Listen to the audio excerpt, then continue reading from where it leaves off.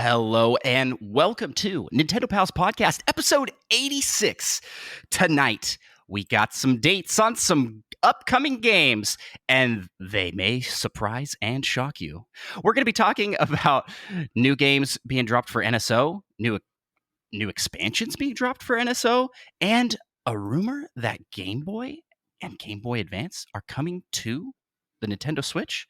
We're talking all that and more.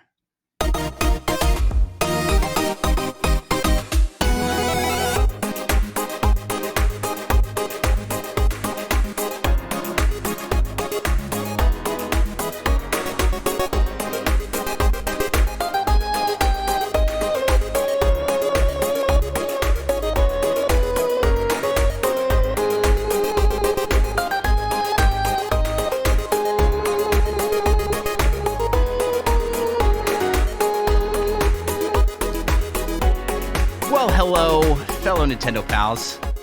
My name is Andros, and I am joined, as I am joined each and every week, by my fellow Nintendo pal, co-host, and all-around awesome guy, Micah. Yep. And we are also joined this week by extra special guest, returning for, is this like the fifth time you've been on the podcast? Eli Bear, the fourth. And, first the worst, second the best, third almost better, and fourth is really the best. So welcome back for your fourth time. We have Eli Bear joining us from Barely a Gaming Podcast. Hey, thanks for having me on the show. Really appreciate the opportunity to come here again for the fourth time. Yeah, last time you were on the show, you hadn't started your podcast yet. It was actually like 2 days before you started the podcast, but you didn't shout it out then, so now you can. Tell us about Barely a Gaming Podcast and what you guys are doing over there. So Barely a Gaming Podcast is a podcast with four bears. It's me and my wife, Morgan and Eli. Our last name is Bear, and then it's my brother and his wife. Their last name is also Bear, Nick and Gwen Bear. And so we just talk about gaming in general, kind of like what the news is, what's going on for the week, and also just take a look into the past as well. Generally kind of geared as a multi-platform podcast. So if you own more than one system, really good podcast to listen to for a bit. Or if you own one, we'll take you too. So yeah. Yes, it's a fantastic show. I listen each and every week. Honestly, it came out the gate swinging. The production value is very high, and the jokes are on point, I'd say. Well, I'm glad you think the jokes are on point. I think sometimes I'm like back in editing, I'm like, should I actually take this out? This is actually pretty lame, but I'll just keep it in. We'll keep and it in. And that's what separates that show from this one. We never take out things in editing. That's that's the truth. Well, we probably don't take out enough. That's probably yeah. Oh, well, thank you so much for joining us. Yeah, definitely check out Barely a Gaming Podcast. We'll have links to their stuff in the description of the episode if you're listening, or if you're watching on YouTube, in the description of the video. And for those that are new here, welcome. This is the Nintendo Pals Podcast, where each and every week we talk about games we're playing, Nintendo news, rumors, and community-submitted questions and topics. And, whatever else we want to talk about. But before we dive into that, I got to ask, Micah, how are you doing? How's life? Pretty good. Nice. Anything new and exciting happening for you? Not particularly. That's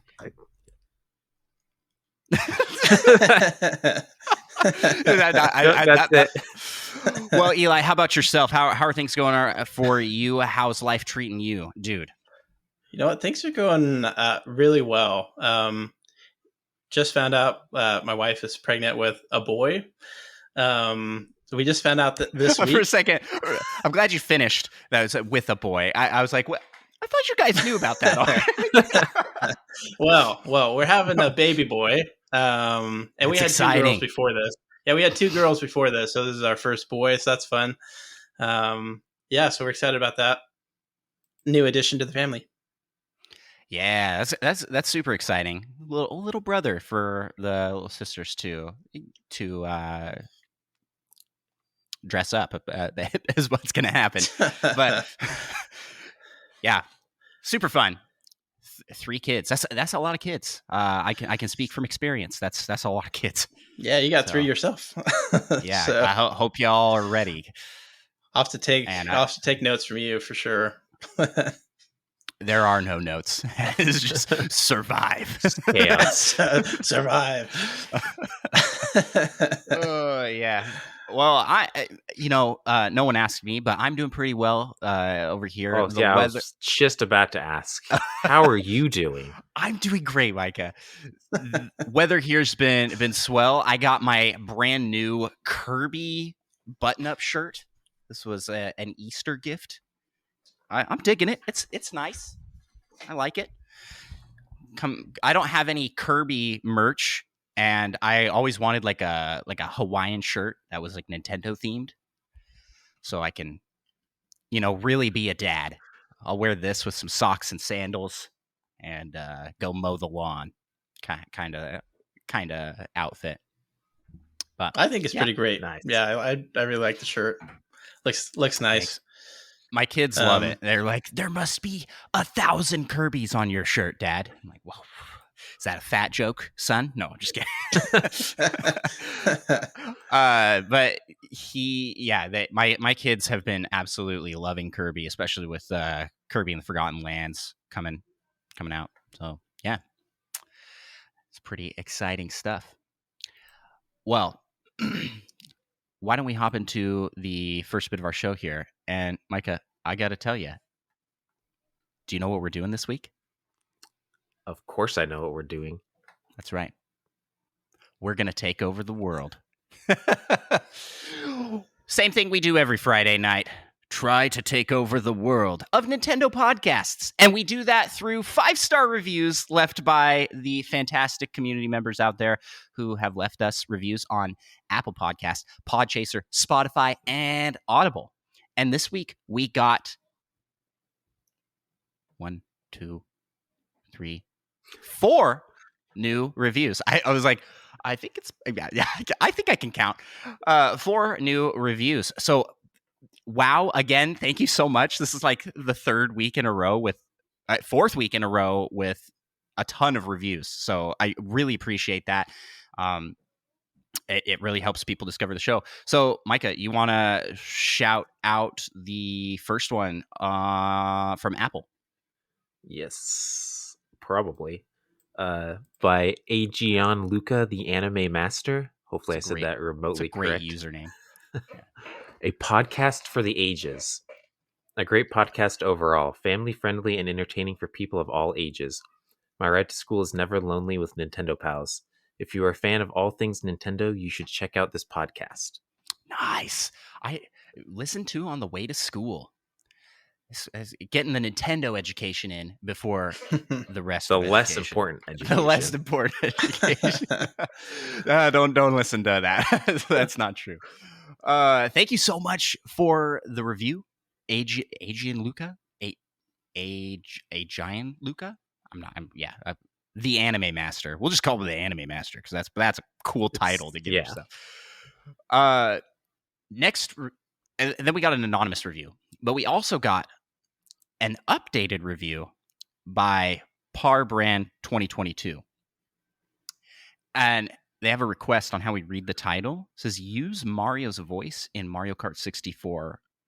In the Mario Kart 64 intro where Mario says Nintendo. Do you guys know that? Because I don't remember that being a thing. No, I think you could probably give it a good shot though. If I had to, imagine. Give us your best Mario impersonation, Eli. No, I was wanting you to do it. That's why I said you can give us a good shot. It's a Nintendo Pals. Oh, that's pretty good. That was pretty good. I liked yours. You were going for the Charles Martinet, but Micah was really, really going for the Chris Pratt version. Oh, of nice. Mario. I liked it. Very Inside good. scoop. That's exactly what Chris Pratt will sound like as Mario. So the title of it is Nintendo Pals. That's my terrible. That's good. Mario. It's me, That was pretty good too. Nintendo Pals. It's me again for a second review.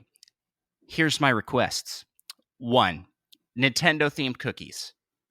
We'll add it to the idea board, Parbrand, because that would be fun. Decorate cookies on stream.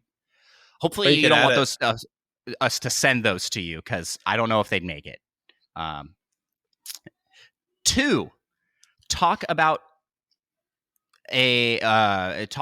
video game music on your favorite video games. This has actually already been done. If you go back to Nintendo Pals Podcast episode 10, we counted down our top 10 video game soundtrack pieces, and there's little samples of them in there. Maybe something we'll revisit in the future. We've talked about doing it. That's just a ton of work to edit in post.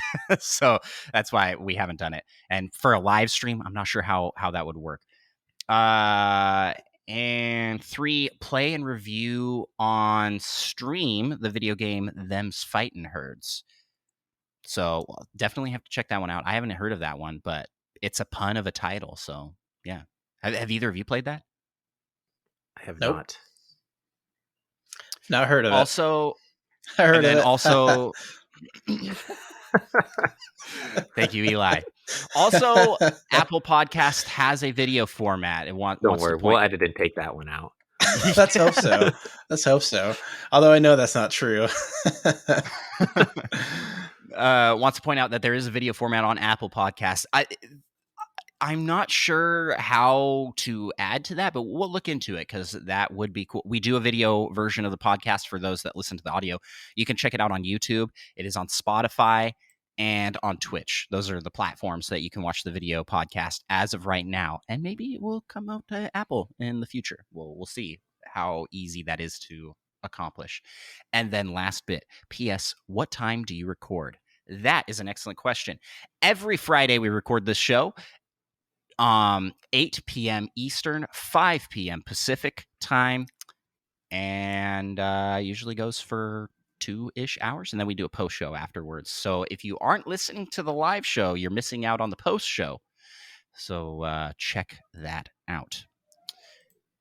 All right, Micah, you want to read off this last one that we got on Podchaser? Also, thank you so much for the 5-star review, Parbrand. Again, for updating the review. Hey, he's leaving us a bunch of comments and questions here. Here's an invite. We do have a Discord. We have social media channels. You can send questions and comments through those as well, and we see them. We respond, just so you don't have to keep leaving 5-star reviews. We don't mind, but yeah, that's yeah. It just might be a little easier. Yeah, it might be a little other easier. avenues. I will say too, as a third-party member to the Discord, I think your Discord's set up really nicely. Like, it's a really good environment. Like, no one's mean to each other or things like that. It's just a good place to hang out and talk about Nintendo. So, just as a third-party member,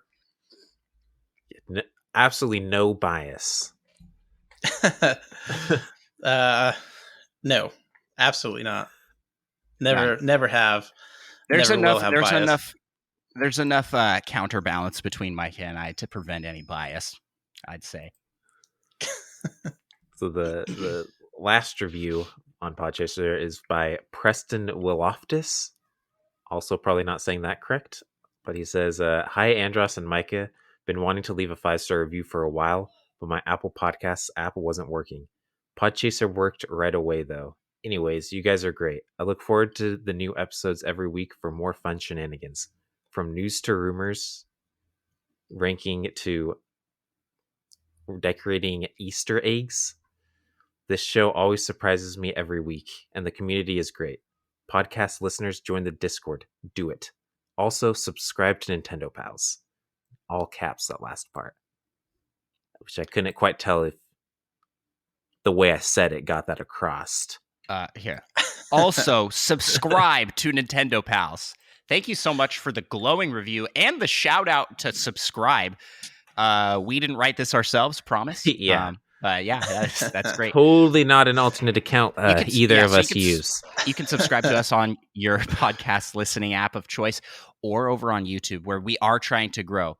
Because if we hit that 1,000, we are actually, you unlock a whole bunch of features as a creator once you hit 1,000 subscribers on YouTube. So we've been trying hard to hit that for a while. So definitely check out our YouTube channel. Anyways, thank you so much for everybody who's left us a 5-star review and helped us in our goal to take over the world of podcasts. Podcast.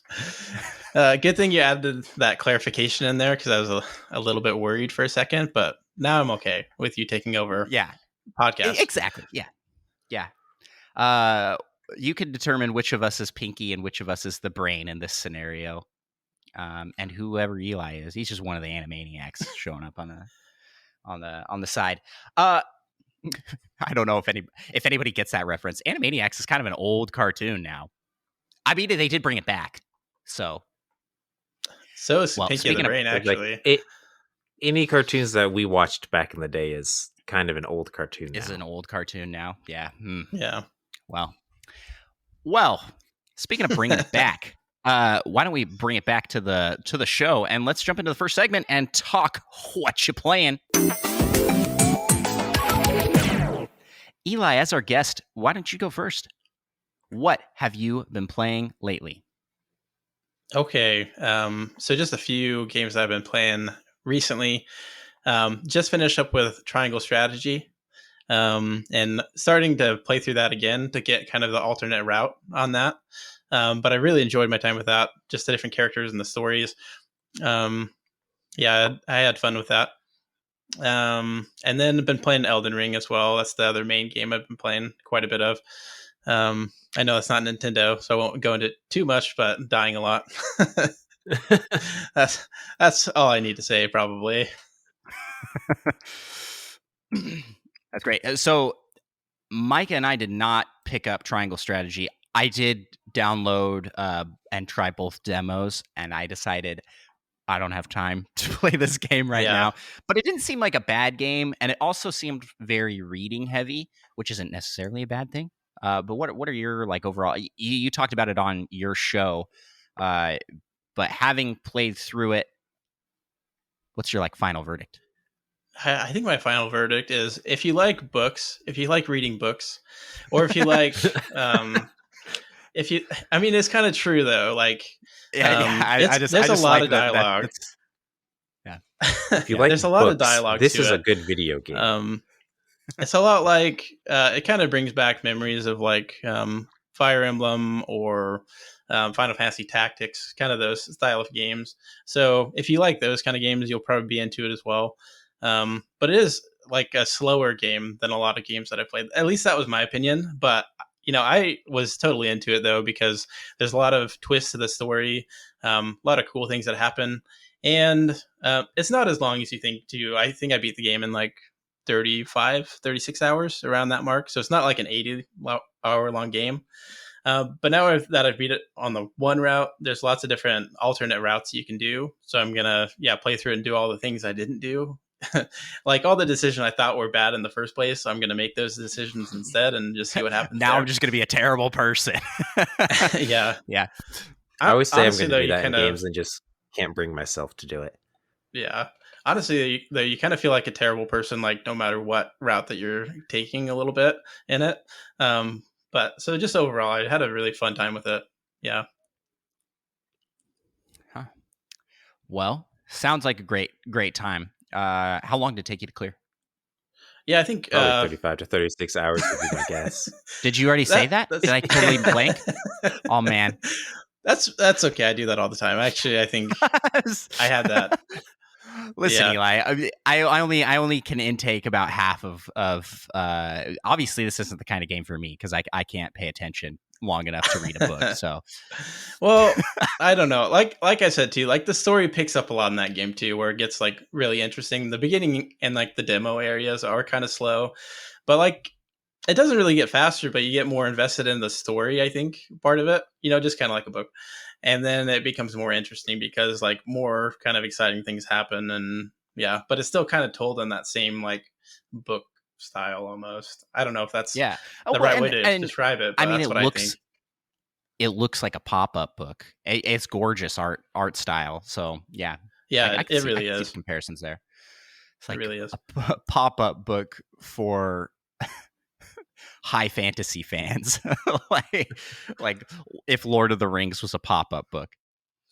Can you imagine how thick that thing would be? It'd be like massive. I could Well, definitely imagine like a Lord of the Rings game in that same art style, to go off dude, topic, but yeah, that'd be so good. that would be cool. Well, Micah, what have you been playing lately? Well, I played some Majora's Mask recently. Oh yeah, Since yeah. some people say it's like the greatest game of all time, and I gotta say, I'm not super impressed yet. I've only essentially done the first 3 days, and then I got lost in the swamp because I'm an idiot and I forgot to play a song for like an hour. So, like, there's like the special spot, and there's like, this is like one of those fancy Deku shrub symbol things. They probably worship them here. And then I was like, man, I should probably play something here. And then I saw a chest off in the distance, or like a new path. I don't remember what it was. And I just left that thing and totally forgot about it and couldn't figure out what I was supposed to be doing for like an hour, and then went back and remembered. It's like, yes, this.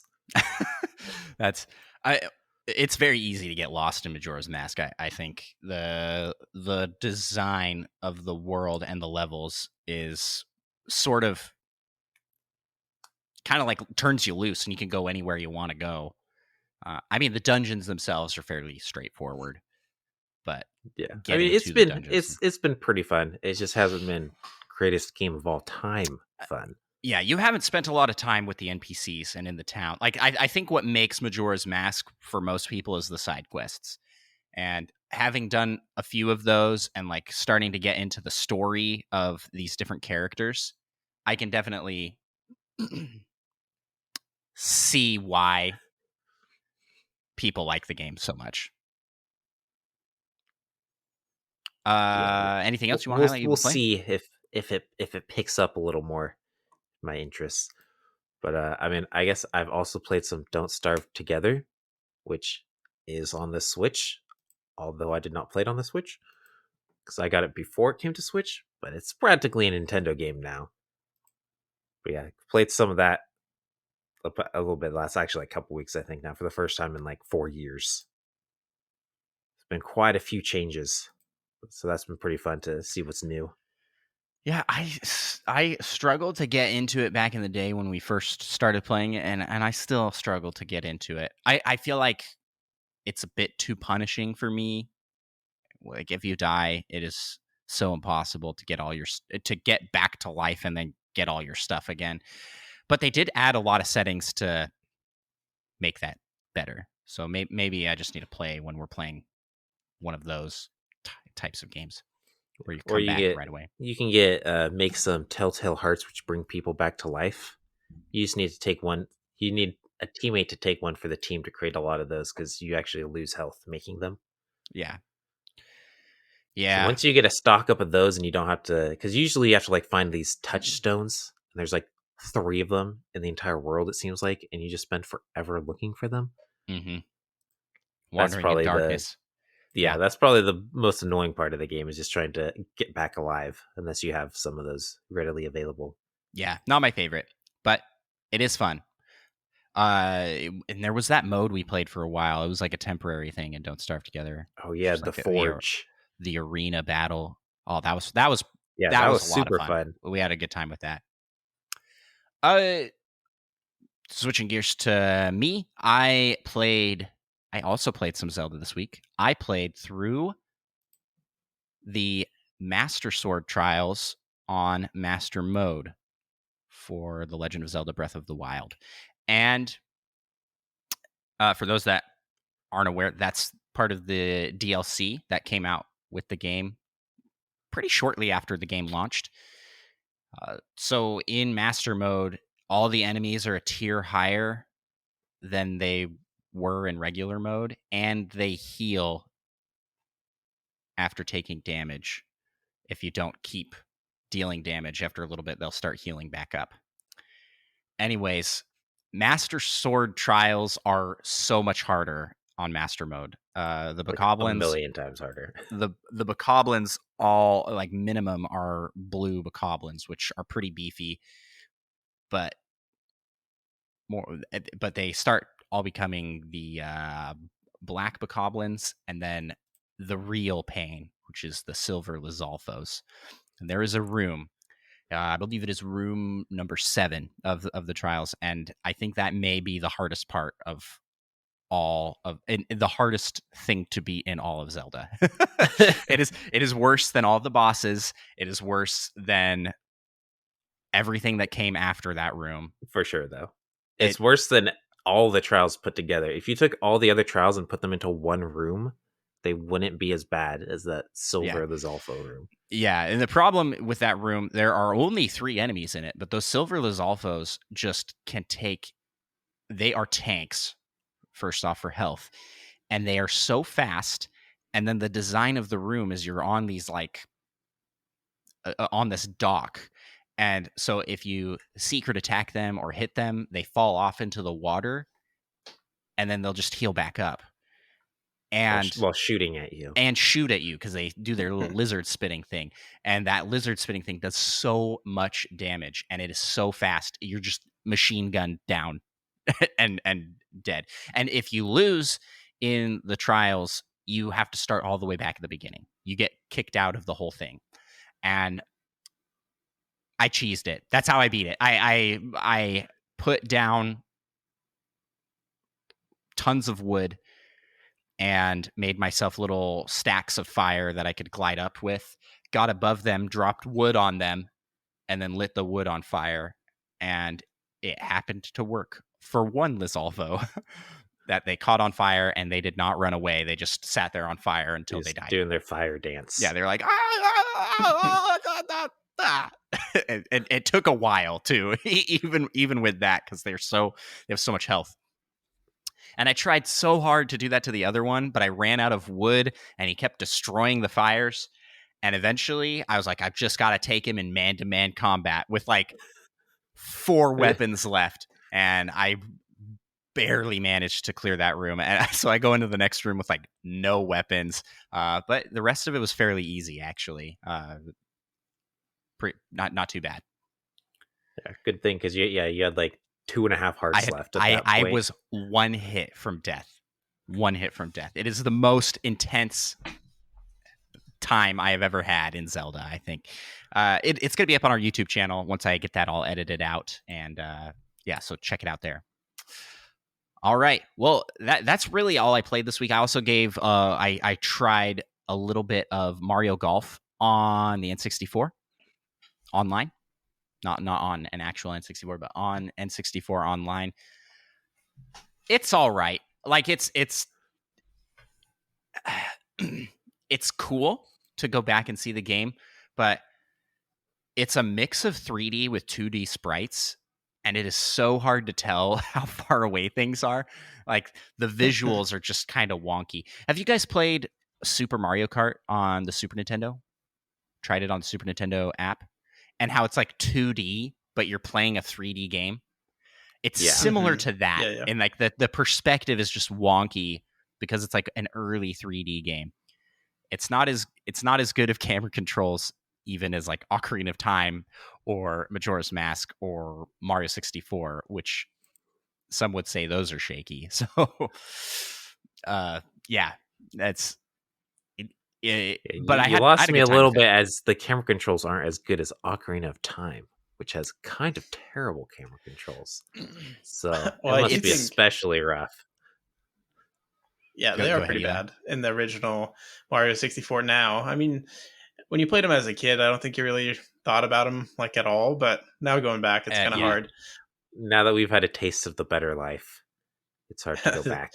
2 joysticks, it's hard to go back from that. How did we game before 2 joysticks? Yeah, so Mario Golf was pretty good. I love the intro movie. There's a lot of personality to the game. I really like that, and I think it oozes personality in a way that makes sense that the series continued and we got more Mario Golf games. Baby Mario is a playable character, and you have to unlock most of the roster, which is really interesting. And the computers are actually really hard to beat to unlock the characters. You have to like beat them in 9 holes of like whoever the first to 9 wins on a hole. That's who wins in the versus a computer to unlock characters. That's so long. I was playing for a while, and I'm just like I just don't think I want to do this. So hopefully they do one of those like special editions where it just has the whole roster Everyone's already unlocked. Yeah, that'd be cool. Anyways, that's what I've been playing this week.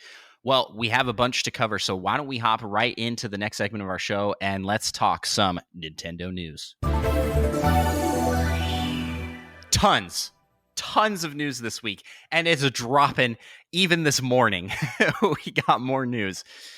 First off, we got some dates. So that's exciting stuff. Xenoblade Chronicles 3, a new trailer which showed gameplay with combining your party members to make these I think they're called Ouroboros forms. And you basically fuse into like this what is that game called? Shin Megami Tensei looking monster. That's what you look like, a monster from the Shin Megami Tensei series. And yeah, so the two main characters can fuse together, and then other members of the party can also fuse together, but they're linked to those specific people. It looks interesting story-wise, but here's the kicker, is that this release date that was given is July 29th. And I don't know if you guys recall, but this was originally announced to be coming out in September. They didn't give a specific day. They were like September 2022. And then they're like, by the way, it will be done 2 months early. That's always a nice surprise when I don't think I've ever seen release that date before. changes and it's earlier. Yeah. Have you ever seen that before? It doesn't happen very often. I'm sure it's happened, but I can't think of an instance off the top of my head. Definitely normally goes the other way. Zelda. But I kind of wonder if maybe like, oh man, Zelda's coming out the end of this year. We better like step it up and get this out extra early. And then Zelda just gets delayed anyways. Maybe. Yeah. It's just funny that they had announced a month previously. It wasn't like a game with an ambiguous 2022 and then surprise it's coming earlier than you would have thought. It was like, this is coming in September, and we're all going, where's Zelda gonna fit into this? And then Zelda gets pushed back. We're like, okay, well, I guess that makes sense. You know, it's gonna. And then they're like, no, it's not gonna be in September. It's gonna be July now. You know what, Monolith Soft, you guys are awesome. They're doing great work over there. But news with Xenoblade Chronicles 3, in addition to it coming out early and the new gameplay reveal, there's also special edition physical releases that will be available exclusively through the My Nintendo store. And I don't think that's ever been done before. For the bit of research I've done, the special editions are usually just out there in the open, but this is exclusively through the My Nintendo store. How do you guys feel about that?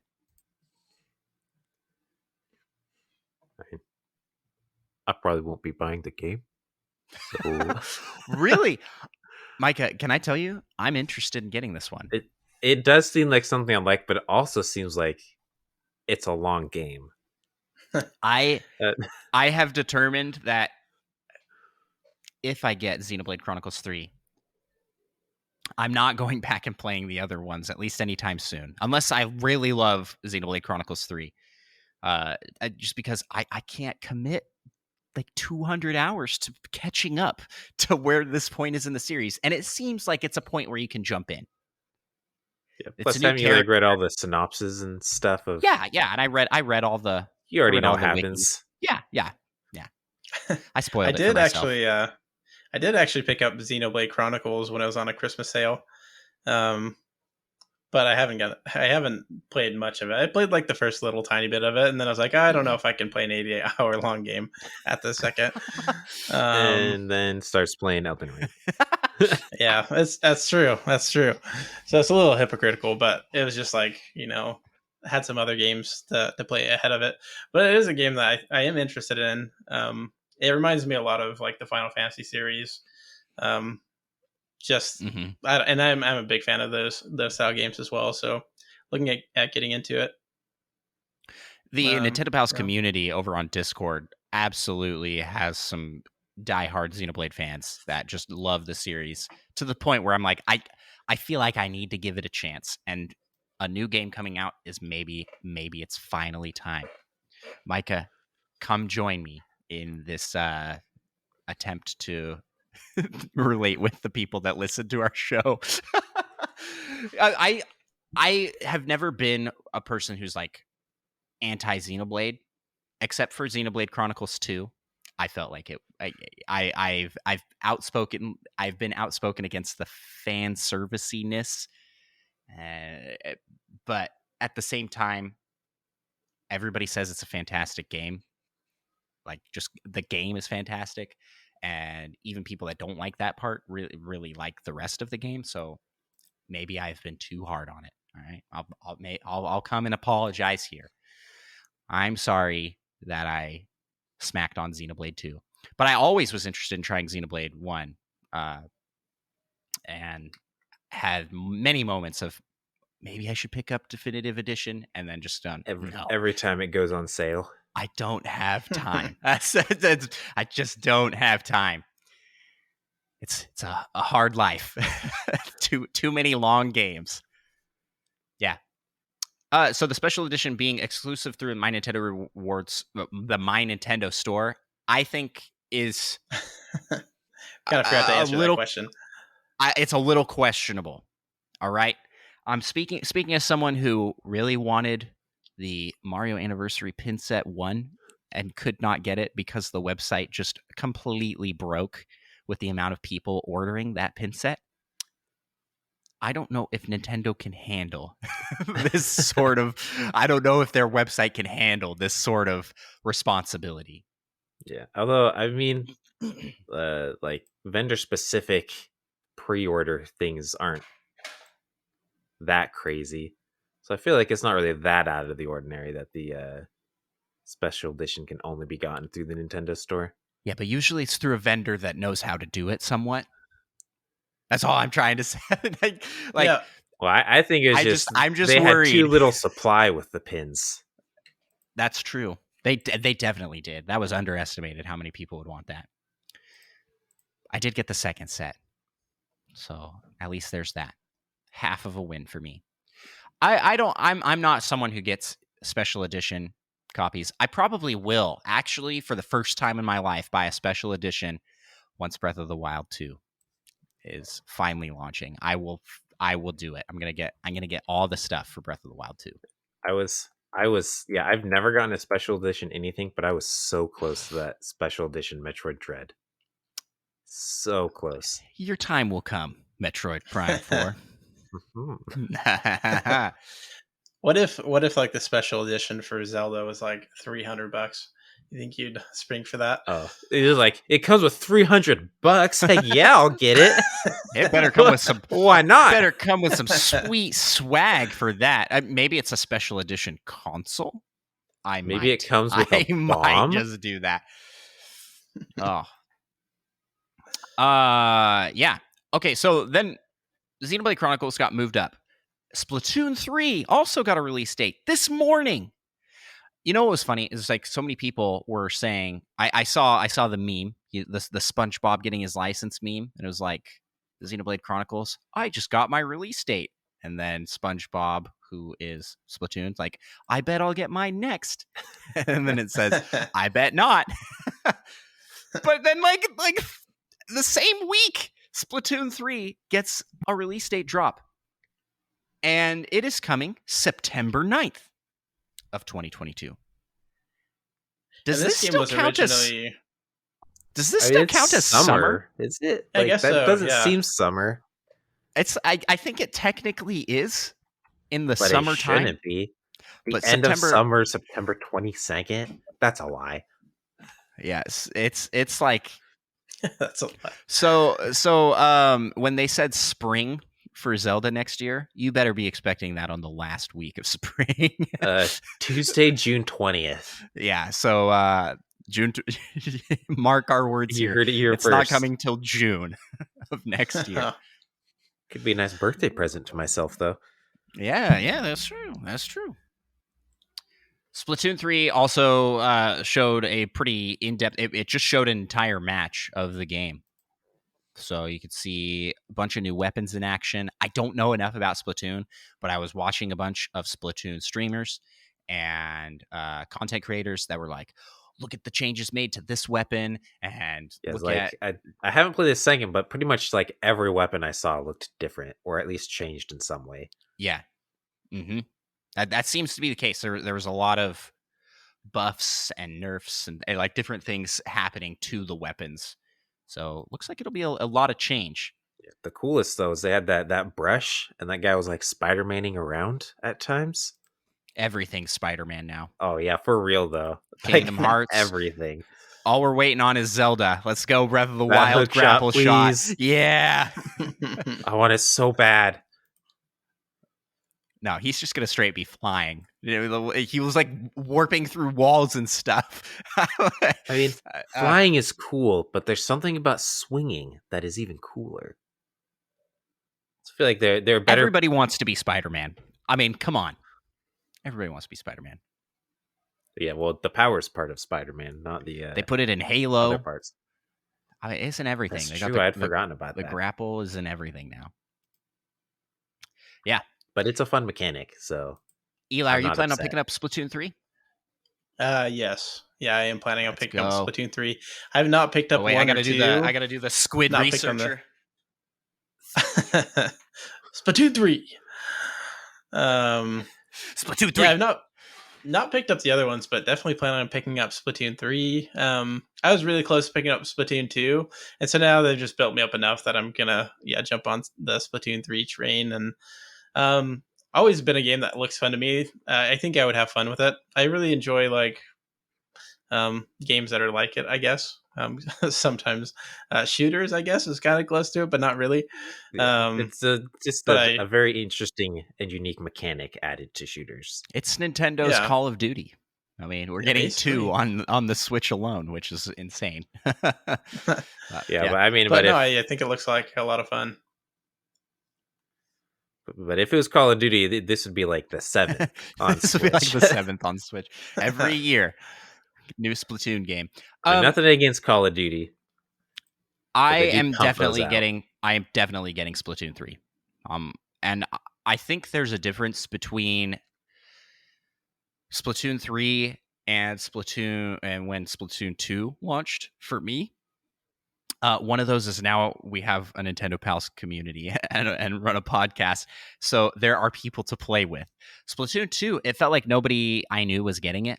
I mean, you didn't get it, Eli, but Micah, you didn't get it. And that's how I felt after getting the first Splatoon. I was like, this will be great to play with all my friends. And nobody got it. All your friends with the Wii U. All of my traitor friends. The fake friends. I think you were the only person that had a Wii U at the time of launch.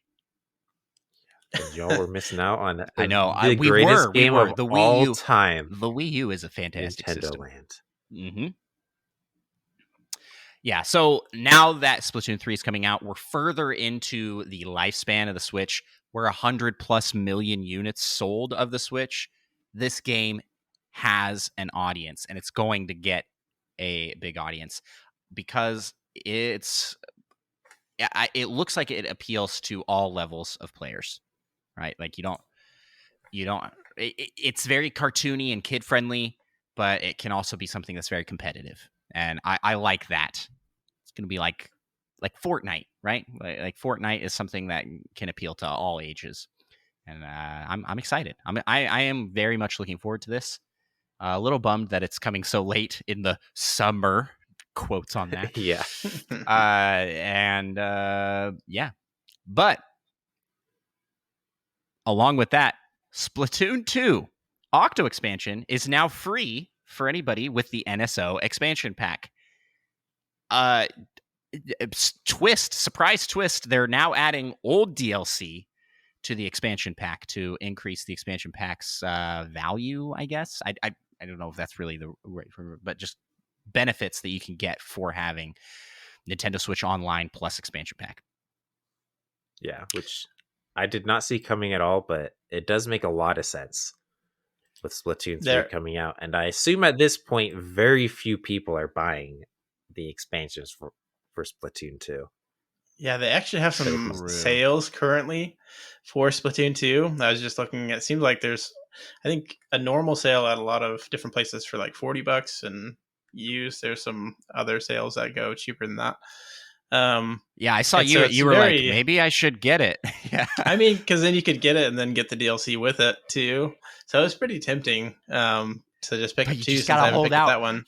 It's like 4 months away, and it'll be replaced. it's you just gotta hang on, Eli. And that's probably true. Don't listen to him. Do it. Buy it. Oh no! You got to get warmed up. Get some practice in for Splatoon 3 so you hit the ground running. Yeah, I could be the best at Splatoon 3 if I just start now and put in 3,000 hours into it, and then exactly. Yeah, I think it's cool. I'm all for DLC. Yeah, I'm all for DLC being the top added. 80th percentile.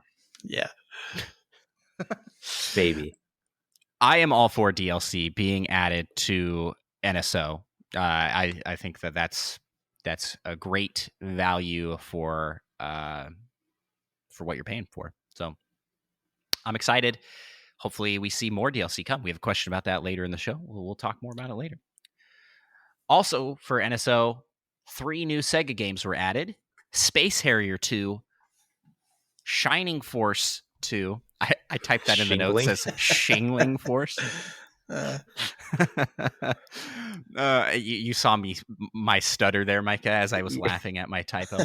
And lastly, Sonic the Hedgehog Spinball, which is a classic, which is like pinball. But I might finally be able to beat it. Yeah, I'll definitely give these a spin. Moving right along here. Also, there's just so much NSO news tonight. Dragon Quest Builders 2 is available for Nintendo Switch Online members to try free, the full game to try. And it started on the 20th of April and it goes through the 26th. So if you want to try out Dragon Quest Builders 2, which is like sort of Minecrafty, but it's got that RPG element side that Dragon Quest brings to it. Apparently a very great game. Last little bits of news here. Little bits. Teenage Mutant Ninja Turtles narrowed down their release time, but didn't give a date, to summer. It's going to release in the summer. So September 22nd, buddy. Be expecting Teenage Mutant Ninja Turtles Shredder's Revenge, and confirms that physical editions will come post-launch with special editions coming as well that are pretty pricey, but it comes with some goods, some really cool goods. What those are, I don't know. I didn't look too deep, but I just know that they're really cool. Cowabunga. The last bit of news here. Hallmark has revealed, that's right, we're talking about Hallmark on Nintendo Pals. this riveting stuff. Now, Hallmark has revealed... My mom would be very excited about this. Your mom's like, wait a minute. Hold the phone. All of their 2022 ornaments for Nintendo and Sega video games. Last year, those went like hotcakes. I tried to go to a Hallmark store and buy the SNES ornament, and it was gone. And most of the gaming stuff was sold out. Like tons and tons of stuff selling out. These are pretty high quality Christmas ornaments. So if you're looking for collectible Nintendo or Sega video game themed ornaments, check your Hallmark and keep an eye out on those pre-orders. That is right. We live in a world where people are pre-ordering Christmas ornaments, or that you have to watch to see when they go live so that you don't miss out on Christmas ornaments. What? I mean, I've heard the SNES has sound effects Yeah, as apparently. well, I didn't which know that. sounds awesome. But someone in Discord is like, yeah, it plays music. I need to get me one of those. And they're reproducing that one this year, so you can get it this year. And then I forgot to put this in the show notes, but apparently a breaking story. The Pokemon company has bought the manufacturer for the Pokemon trading card game cards. So I didn't look too closely into this, but hopefully this is a good thing and means that that company will have more funds to produce more cards because they have been empty everywhere. They're out of stock all over. It's really hard to find Pokemon cards. I've got my brother-in-law's really into Pokemon card trading and collecting, and he's like, it's insane to find them. Like they're just sold out everywhere instantly. They don't stock them in stores anymore because people were like Too aggressive to go in and get them first thing on opening day, and they just buy boxes of them, man. It's just insane. I think it's just a combination of them exploding on TikTok, on streams, and YouTube videos as being like a thing to open. And people love consuming that sort of content. Like, what's it gonna be? You know, maybe we should start doing that. We'll open up a pack of Pokemon cards before we start the podcast. Oh, we got a shiny Shuckle. Let's go. That would be sweet. Well, if you can get a hold of the Pokemon cards, I guess. Huh? I mean, yeah, I was like, I'd fight someone for a shiny Shuckle. Yeah, and that's all we got going in the news. Anything you guys in the news this week? Anything you guys found especially exciting? Want to talk about? I kind of breezed through a lot of that last stuff there. No, I think I covered a lot of it. Once again, Sonic Spinball is an incredible game, according to my 10-year-old memories. So I might finally be able to beat it. So I'm excited about that. It's good. I didn't know anyone had played it, so I tried so hard, unless I'm thinking of the wrong Sonic Spinball. But I've seen a lot of love for this game. When it was announced, people were like, "Sonic Spinball, let's go!" Also, did you guys see they're releasing? This is not Nintendo news. We're in Sega news now. Sonic Origins or Sonic, what was it called? I can't remember. Sonic Origins, I think. Is it Sonic Origins? I can't remember now. Origins Collection? Yeah. And it was so confusing. You're like, what is this? And it's just a collection of the first 3 games, which you can buy in a bunch of other collections already. Also, isn't the second game available on NSO? One of them is. I'm pretty sure it's 2 because you can play with Tails. They are remastered, but they don't look remastered to me. They look the same. The difference being that you can play as Sonic, Knuckles, and Tails through every game, including Sonic 1, 2, and 3. So that's kind of cool. And there's new animation for like cutscenes and stuff. It's pretty cool, but kind of weird how they announced it. It seemed like a new game, but it's not a new game. It's a collection of the old games again. But hey, maybe it'll sell well right now with the movie being out, and Sonic's having a moment. He's enjoying the spotlight for a little bit here, and that's okay. You do you, Sonic, but you'll never be as good as Mario. I'm sorry, Sonic.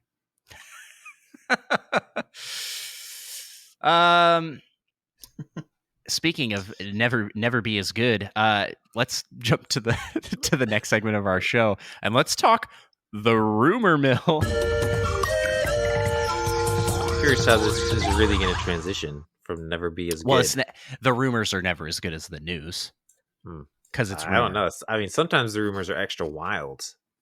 Oh well, could be especially good. Let me tell you. Me tell you. I sent a flippin' army of rumor Pikmin this week, and they brought back the juiciest of rumor fruit that any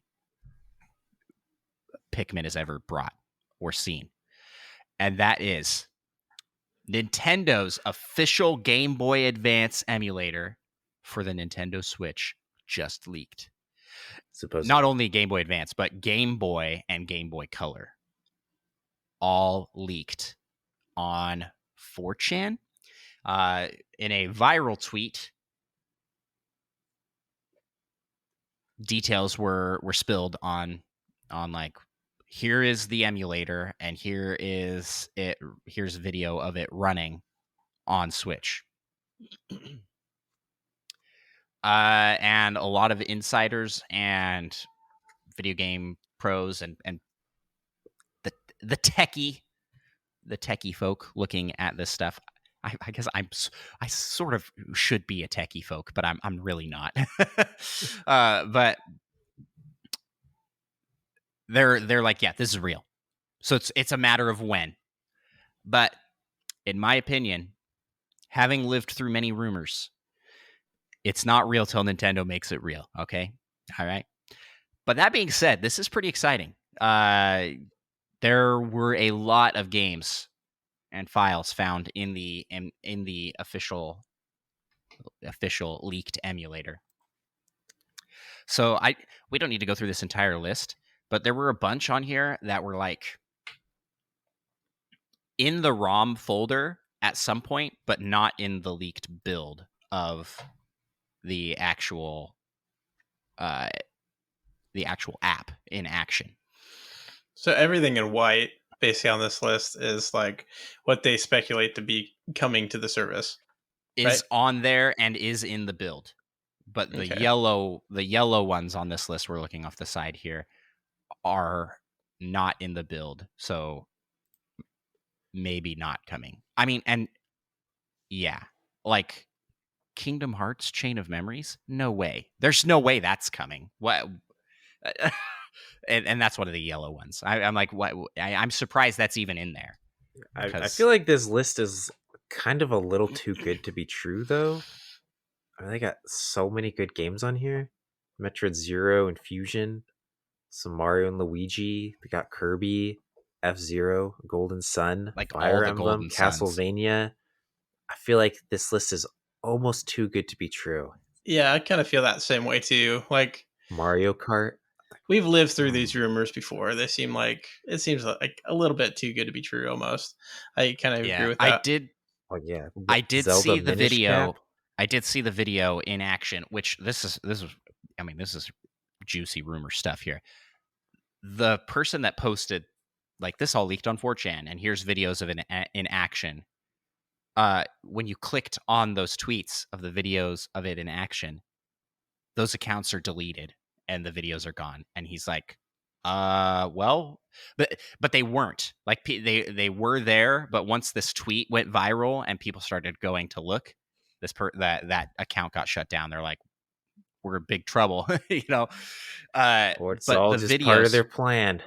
Yeah. The videos were according to the person sharing the leak, were cached on Discord, so they did have them available and just posted them separate. So I did see the videos of it running on a Switch. I mean, it could all be faked. But they have the actual emulator files.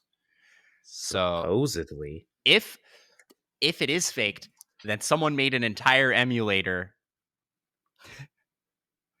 which is totally possible, off on the side, and was running ROMs through this emulator. So I mean, I have no idea. I'm not convinced. I am trying to convince you, but let me tell you guys, I'm also not. I'm not on board. I don't think this is real until it's real. You know? Yeah, but I would the be same way. Absolutely.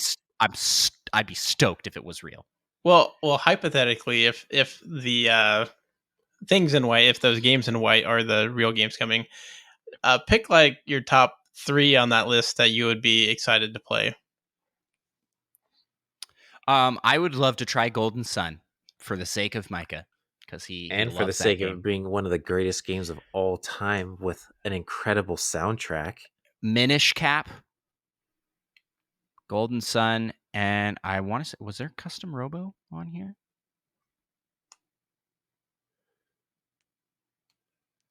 think so. No. Choo Choo And Rocket. so then I probably would pick Metroid Zero Mission. Would love to try that out. And I mean, there's a ton on here. I'd love to try out Wario Land, WarioWare, Yoshi's Island 2. Or is that just Yoshi's Island? No, Yoshi's Island 2 is on the DS. That's just Yoshi's Island again. What? No, that. Why would they do that? Because that's already in NSO. Yeah, it looks like they have Super Mario Bros. 3 as well. Unless I'm wrong, that's also on. Yeah, that seems kind of interesting. Yeah. Gunstar Super Super Mario Heroes, Micah. Advance The 4. sequel to Gunstar Yeah, Heroes. that might be one of the ones I'd try out just because we played Gunstar Heroes. Drill Dozers on there. But, I Mario mean, and I'd definitely Luigi play Superstar Saga. Metroid Fusion and Zero Mission. I'd replay through Golden Sun and Golden Sun Lost Age. Mario versus Donkey Kong. It's interesting to me. The thing is, of this list of games, we're not going to see all of those for sure. But I am more interested in all of this than what is available on NES and SNES. Exactly. Which is too good to be interesting. true. There are lots of good ones on SNES, I would say. And there are some good ones too on NES too, but they're just older games. Yeah, but just a little bit harder this to get list, into. just this list, the sheer quantity of games that I'm like, oh, I'd play that. I'd be interested in trying that one out because I missed out on a lot of games. And I'd actually Game Boy Advance holds up. It holds up, man. Yeah. So, no, I'd actually be super interested in like the tactics games on there. My wife Fire Emblem. Yeah, Fire Emblem. My wife Morgan, who is part of our podcast too, she loves the Game Boy Advance Fire Emblem games. So she would definitely be excited about those ones, and I'd be excited to try them too because she's talking them up so much. And then also as well games like Tactics Ogre, as well as apparently like Final Fantasy Tactics style game. Oh yeah, so weird name. It just I don't know why. Weird name. Like the name's always been like, oh, that's got to be a goofy game, but it's actually apparently a really good tactics game. Yeah, and then like I think Mario and Luigi too, the Superstar Saga would be fun to play as well. It honestly, like you said, like a ton of these games would be fun to play if they actually came out. But I guess we'll just have to see. It would definitely be, Game Boy Advance games for Nintendo Switch Online has not been announced yet. And so if we could just see that, first of all, that would be super exciting just to see an announcement of Game Boy Advance games and then just see what comes next after that. Maybe it's an E3 announcement. I know that's the canceled E3 announcement. Yeah, canceled E3. I mean, like that time frame, maybe. Yeah. I don't know. A point in this thing's favor, though, is that it does not have Pokemon on it. And what I say about that is what I say a point in its favor. Mystery Dungeon. I want Pokemon on there, but I think Pokemon not being on here makes it more realistic. Does that make sense? Like, I don't think they're going to put Pokemon on here. I think the Pokemon company is going to sell you that separately. They're not going to throw it in the NSO. They're going to be like, nah. They'll do. We're going to be remaking those games relatively soon, anyways. Yeah, exactly. It'll come out again soon as a remake. Yeah, you're right. So that pushes this a point in favor of being real. That Pokemon is not on here. It does have a spin-off with Pokemon Mystery Dungeon and Pokemon Pinball. Which Pokemon Mystery Dungeon, the original's actually pretty good, if I recall correctly. So yeah, I had one of them. Mega Man Battle Network, I've heard, is really good. Card Tactics battle game. I'd be interested in trying pretty much everything on this list. Unlike and that's where this list doesn't have enough of the bargain bin games. Fluff. Yeah, you know what I'm saying? Right. It doesn't have Battle Boat Simulator. And although Super Tennis, which I thought was a fluff game, turns out to be really awesome. Right. Where's the sports games on here? So I don't know. Mario Golf. Mario Golf's on there. And potentially this list just pulled ones that were exciting out of the files. And they left all the other ones off. So maybe we're analyzing this too much. The Pikmin can only bring us so much. Right.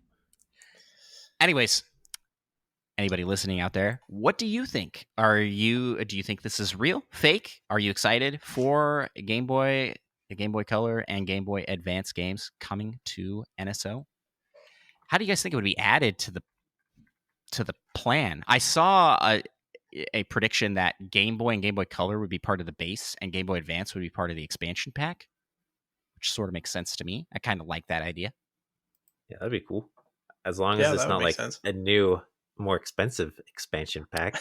Welcome to Expansion Pack Plus. Yeah, Nintendo Switch Online plus Expansion Pack Deluxe.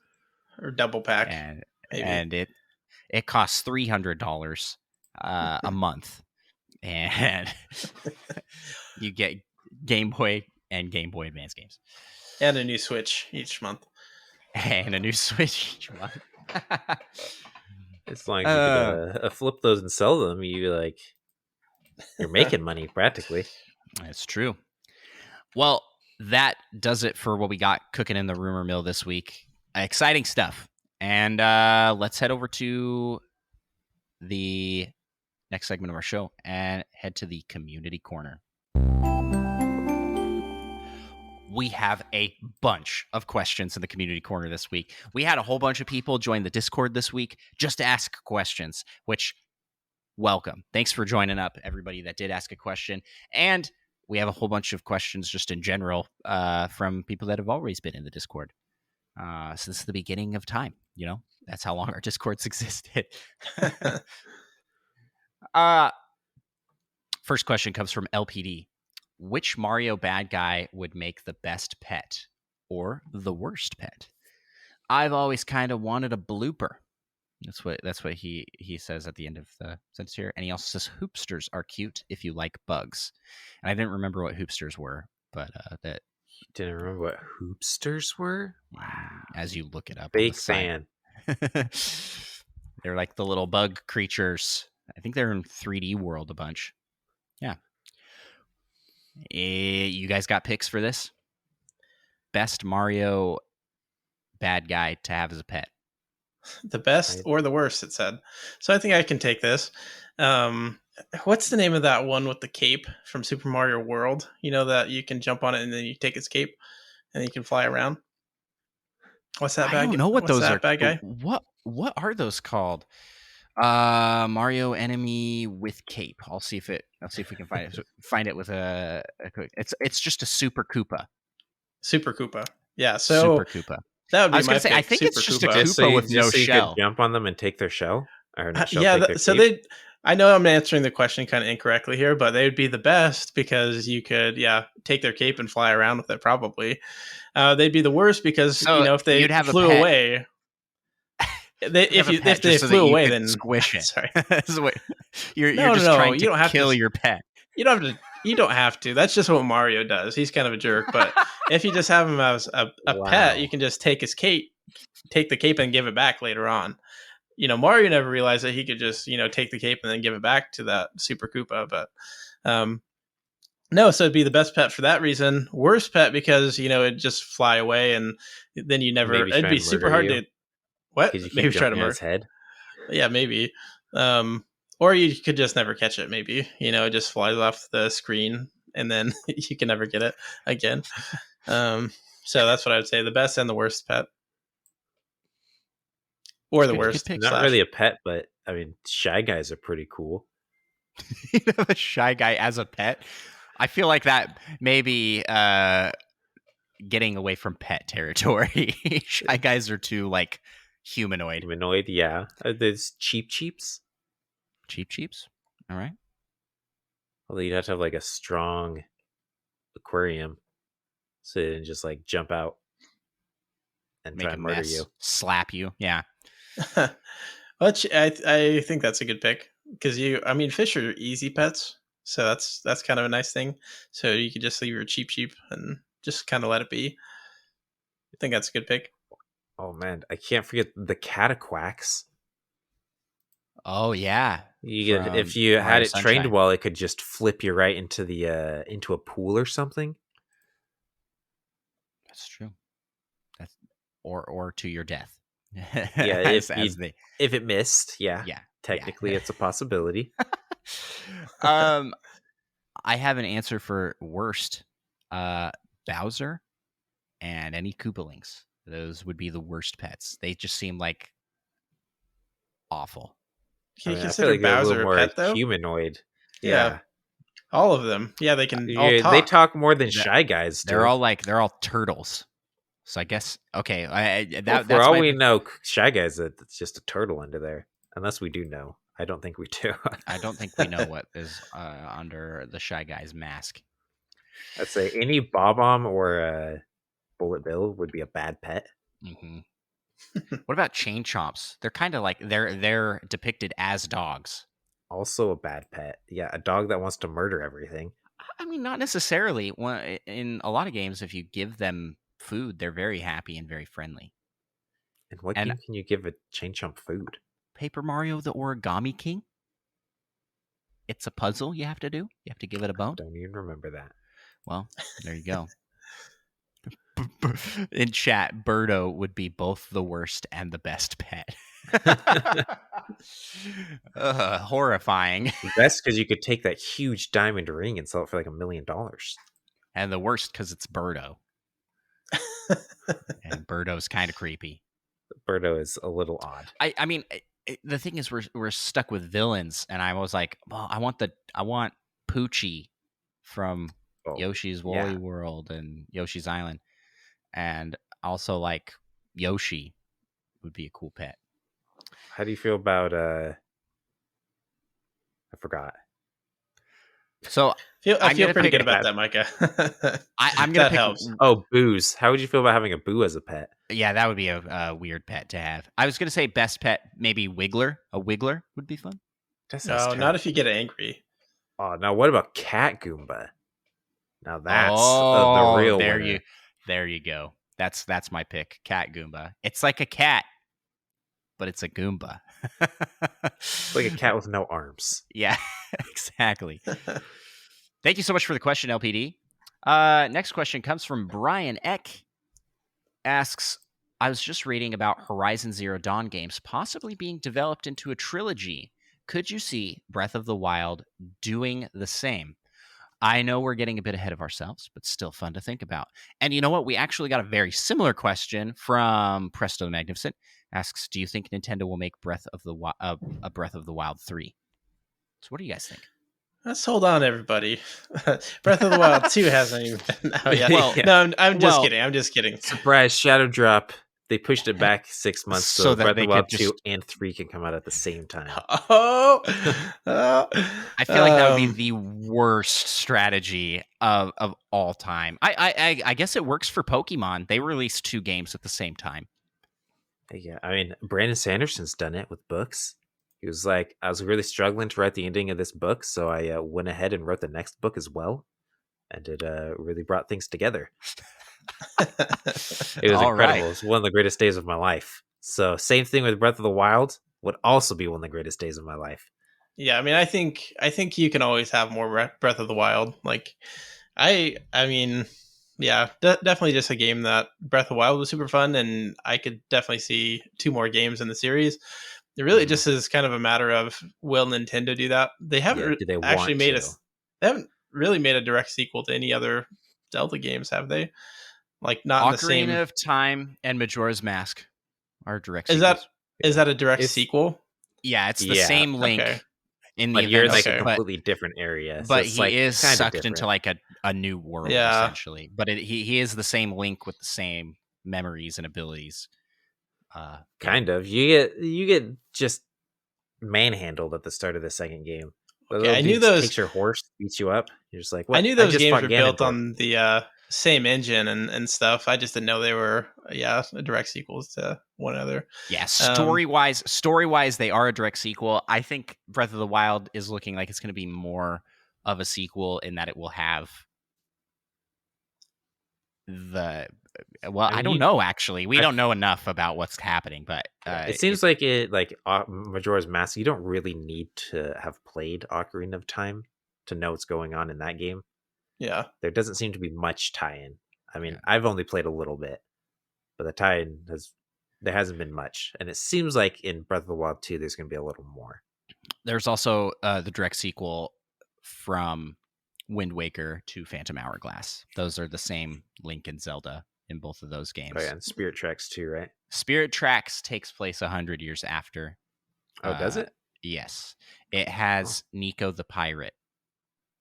So it does have characters from the original. So it's like what happened 100 years after the events of Wind Waker. It's a new Link, but it is in the same world. And I always thought that one was the same Link as well. Apparently, I got to get one of those Zelda books that just has the history of everything and, read through it. Or just be a nerd. Apparently. Like then you still won't know what's going on. Yeah. Well, at least it's a little true. little easier than like the Kingdom Hearts series, at least. Just a little bit. True that. But yeah, I think you can always use some more Breath of the Wild. So, I mean, it would definitely be exciting if it happened. And I think this is probably the best one to be set up as a trilogy. Yeah, out of any of the Zeldas, I think. But, yeah. I think we'll see what happens with Breath of the Wild 2. How it does sales-wise. I think it's going to sell really well. But if it doesn't get close to the first game in that regard, I think that maybe it'll just be time to move with a rebranding to the next Zelda game, a new style. But if it does well, I mean, trilogies do well. Star Wars did a trilogy of trilogies. I mean, and like was mentioned in the question, Horizon Zero Dawn is sort of looking like it's being developed into a trilogy.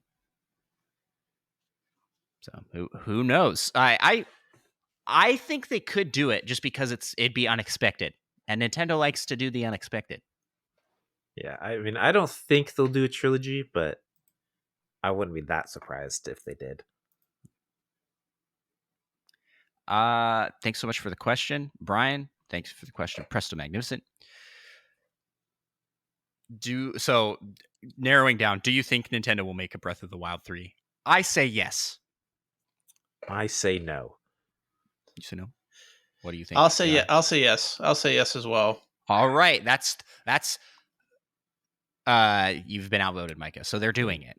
Thank you, Nintendo. Y'all gonna be real embarrassed in 6 to 7 years. I know. Here's the thing: is Breath of the Wild 3 is going to be like 10 years from now.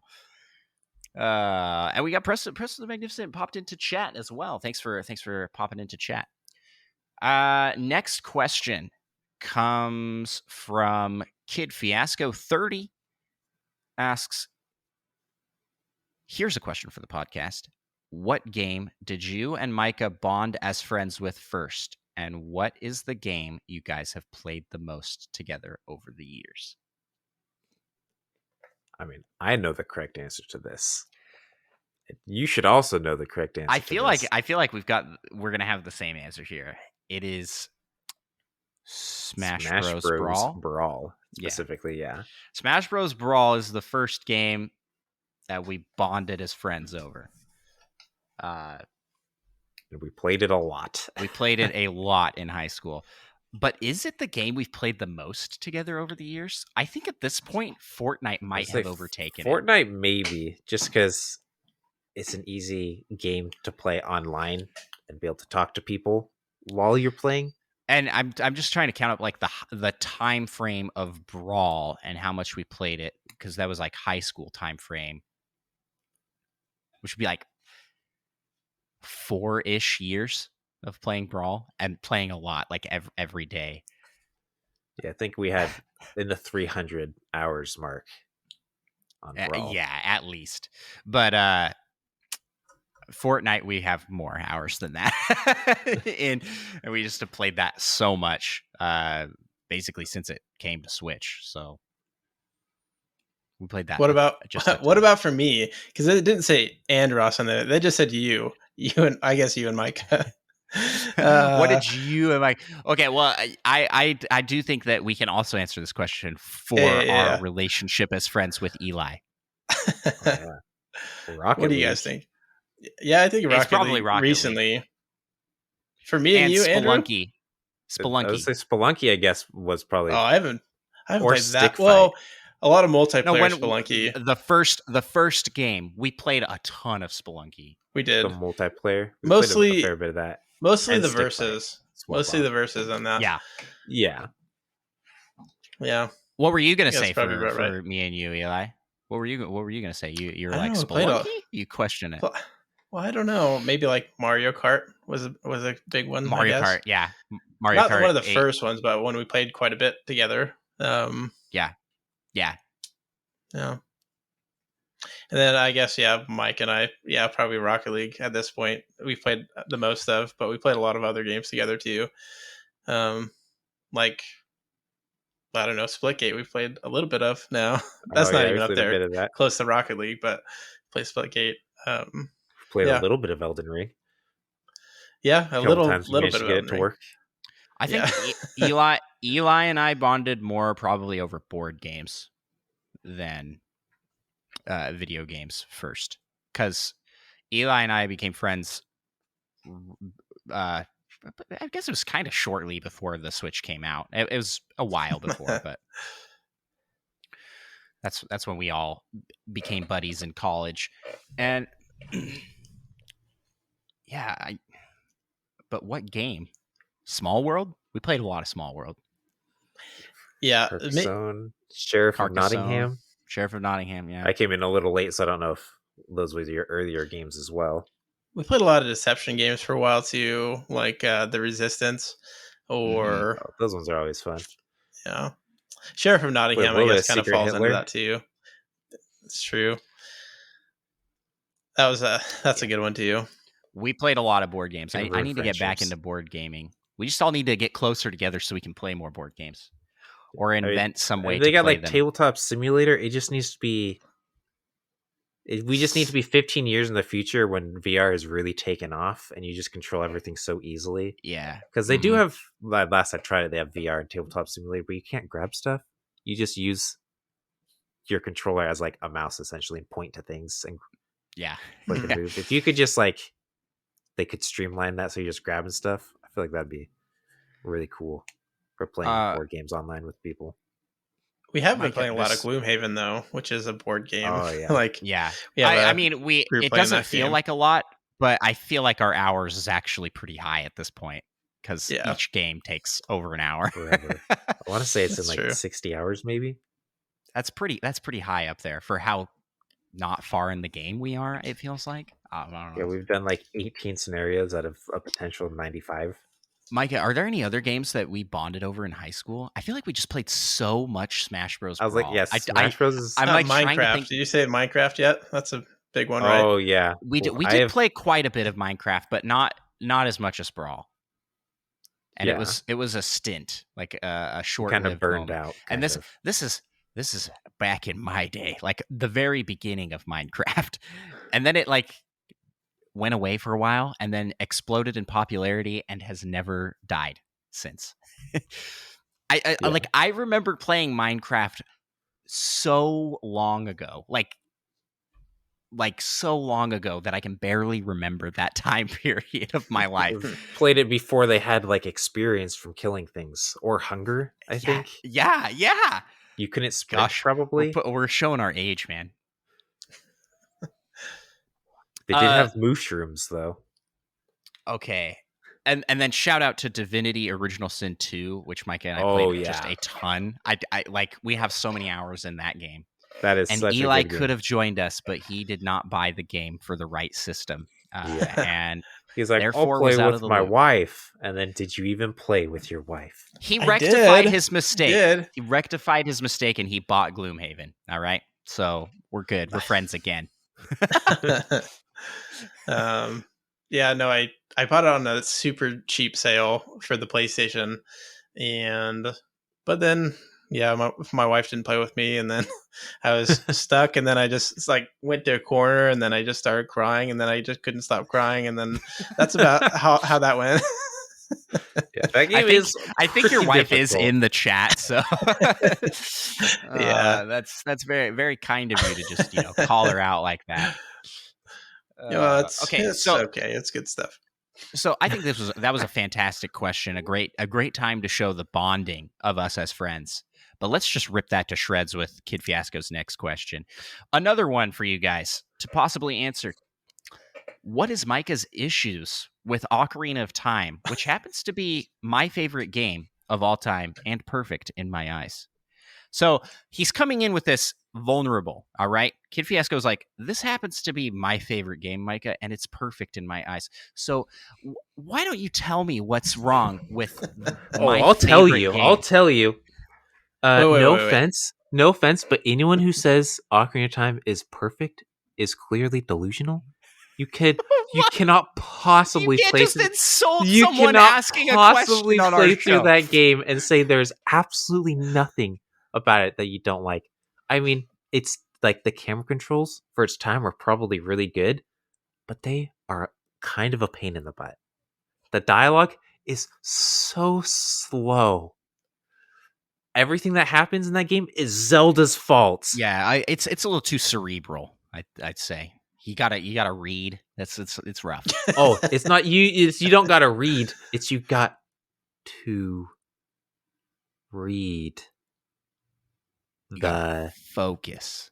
dialogue as it appears, and it is so slow. It kills me. That is actually probably my biggest complaint. It's just the dialogue. It kills me. It is so painful how slow it is. But there's not actually that much story to it. It's just not as good as you remember. Well, it's kind of like saying Breath of Probably. the Wild doesn't have story, though, to you. Like, it's kind of told in kind of the same way, I guess. Like, I would it say has Breath of the enough Wild story. has a better story than Um, Ocarina of Time. Anybody that says that Breath of the I mean, the Wild time doesn't travel have stuff, the concept of that is pretty cool. That's cool. But it's first just, time that was well, I don't know if that's the first time it was done, but it was really executed in a way that was really cool, going back and forth, and then there's like dungeons that you have to do both in, which is just it's cool. yeah. I just remembered there being more to the story when I was younger, and then We I go filled the back and gaps. play, and We it's filled like the gaps with our imagination. they're like, go to this place and get these 3 rocks because they're really important. Now that you got those 3 rocks, you got to go to these 8 dungeons. It's like, there's Well, not as much this as I remembered. I do hate to say it, but that happens in a lot of Zelda games. Oh, it's true. Yeah. I mean, even Wind Waker has Whoa! the 3 Shut rocks your dirty mouth. and Shut then your go do dirty the mouth. dungeon. It's incredible. Go get The the 3 Ganondorf of rocks. Wind Waker Hey, is the best. go get the 3 Ganondorf. rocks, do some dungeons, and then I hope you like to fish because it's time to go find all the pieces of the Triforce scattered across You the best ocean. believe I love to fish. That is the worst. I mean, that was so slow, and it was streamlined. I was playing the streamlined version of that. It's way worse in the original. I mean, people are like, man, traveling across the ocean, there's nothing to do. It takes so long. It's terrible. They literally have a quest where you have to go to 8 different islands and go onto them and water trees, and you have less than 30 minutes to do it. I mean, Yeah, and I they're think all across the world. I mean, it's not. It doesn't take that long to get around. I think Wind Waker. Okay, so less time than it takes to get around an Ocarina of Time, to be honest, in my opinion. I think there is a misconception here because Micah's distaste for Ocarina of Time is so strong that somehow I don't like Wind Waker.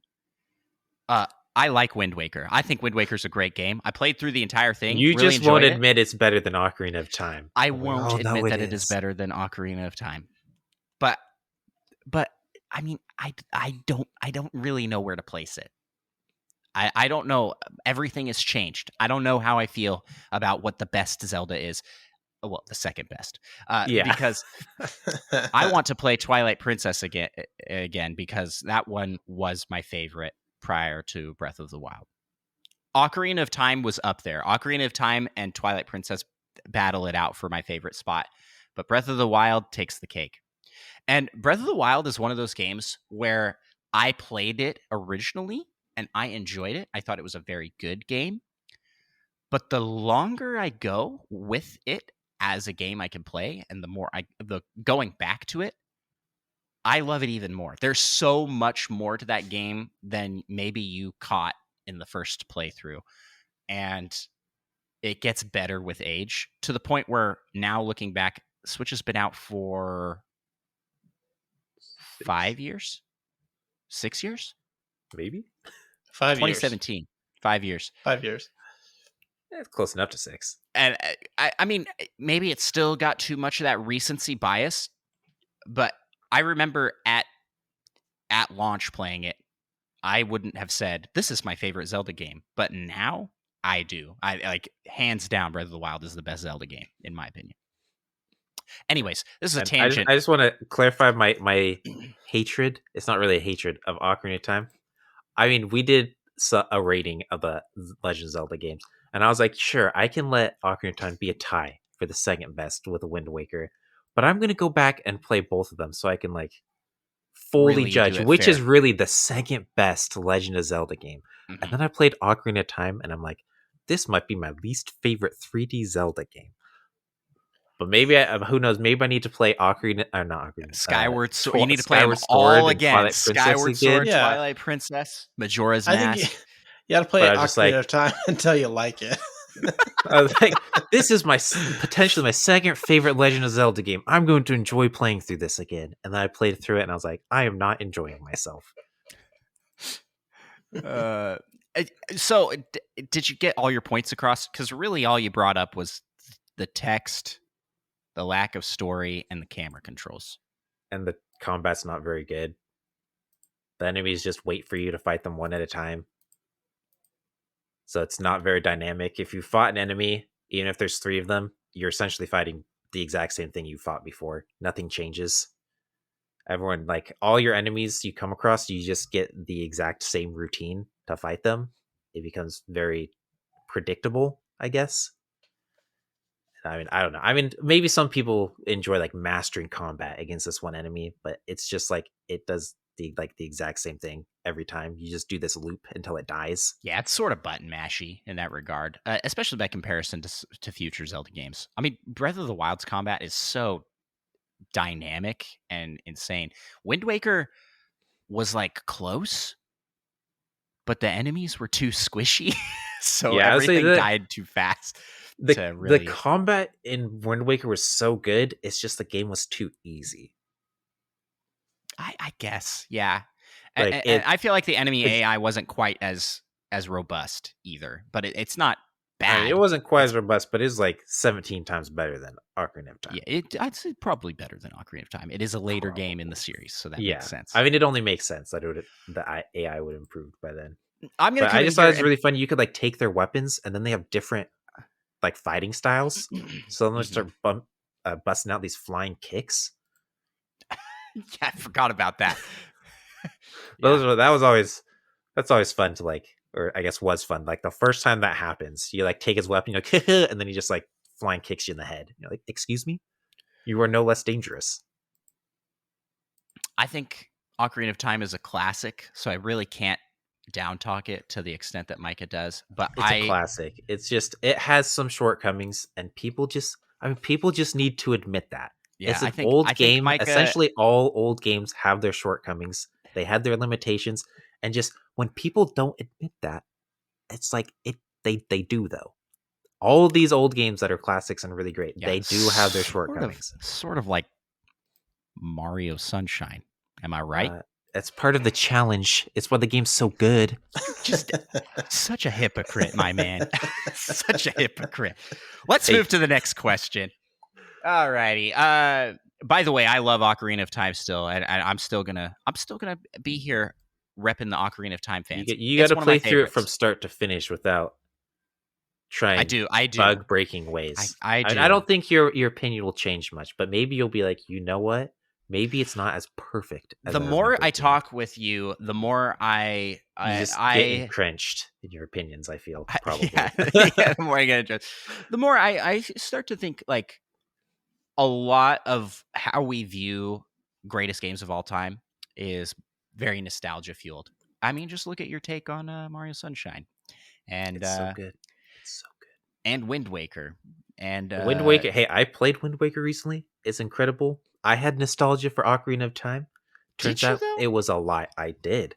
Interesting. I did. I was like, sure, it's the second best Legend of Zelda game behind Breath of the Wild. Eli's just over here. He's like, I feel like a child with my I will parents never let fighting. this go. I do think that maybe Ocarina of Time gets overhyped due to nostalgia, but it still is a fantastic game. I'm a little extra harsh on that because people have the nostalgia glasses. He feels the need to do justice to the world. Exactly. I got to balance out a little bit. Yeah, but I do further entrench in the opinion that I love Ocarina of Time. I think it's a great game. I should give it another go, but there are other games that I want to give another go first. I want to play Twilight Princess again. Let's get that over on Switch already. Come on. Next question. We're talking a lot of Zelda tonight. This should have been a Zelda-themed episode, but it's not. It's actually a Switch Sports-themed episode. Which I guess I should pause. I should have said this at the beginning. We're doing a giveaway right now over on our Twitter. So if you haven't already, go follow us on Twitter. You can find the post. It's up towards the top of our posts. Retweet, tag a friend, and you're entered in for a chance to win a copy of Nintendo Switch Sports. It's a pretty rad deal. I'm excited to share the masterpiece of a game with someone else. Get to try it out. Alrighty. Next question here from Centauri Alpha. This is a long one, so preface this. With Breath of the Wild 2, what kind of story would you really want to see? A little cool theory of mine is as follows. As the new snippet of gameplay that we saw with the Broken Master Sword and new Triforce-like ability, we know that Ganondorf has grown extremely powerful because, 10,000 years will give you such a crink in the neck. Love that. So what if this time around they used a different strategy? Imagine this, endgame style. Bear with me. Instead of searching for a way to defeat him in the present, what if Link, the Breath of the Wild version, travels back in time throughout the timeline in search of a power or strategy? Think in Twilight Princess when the Hero of Time passed on techniques to the current Link. Thoughts on something like that happening? Or even better, The Legend of Zelda into the Linkverse? And then in parentheses here, and also Port Wii Sports Resort. More nostalgia, maybe?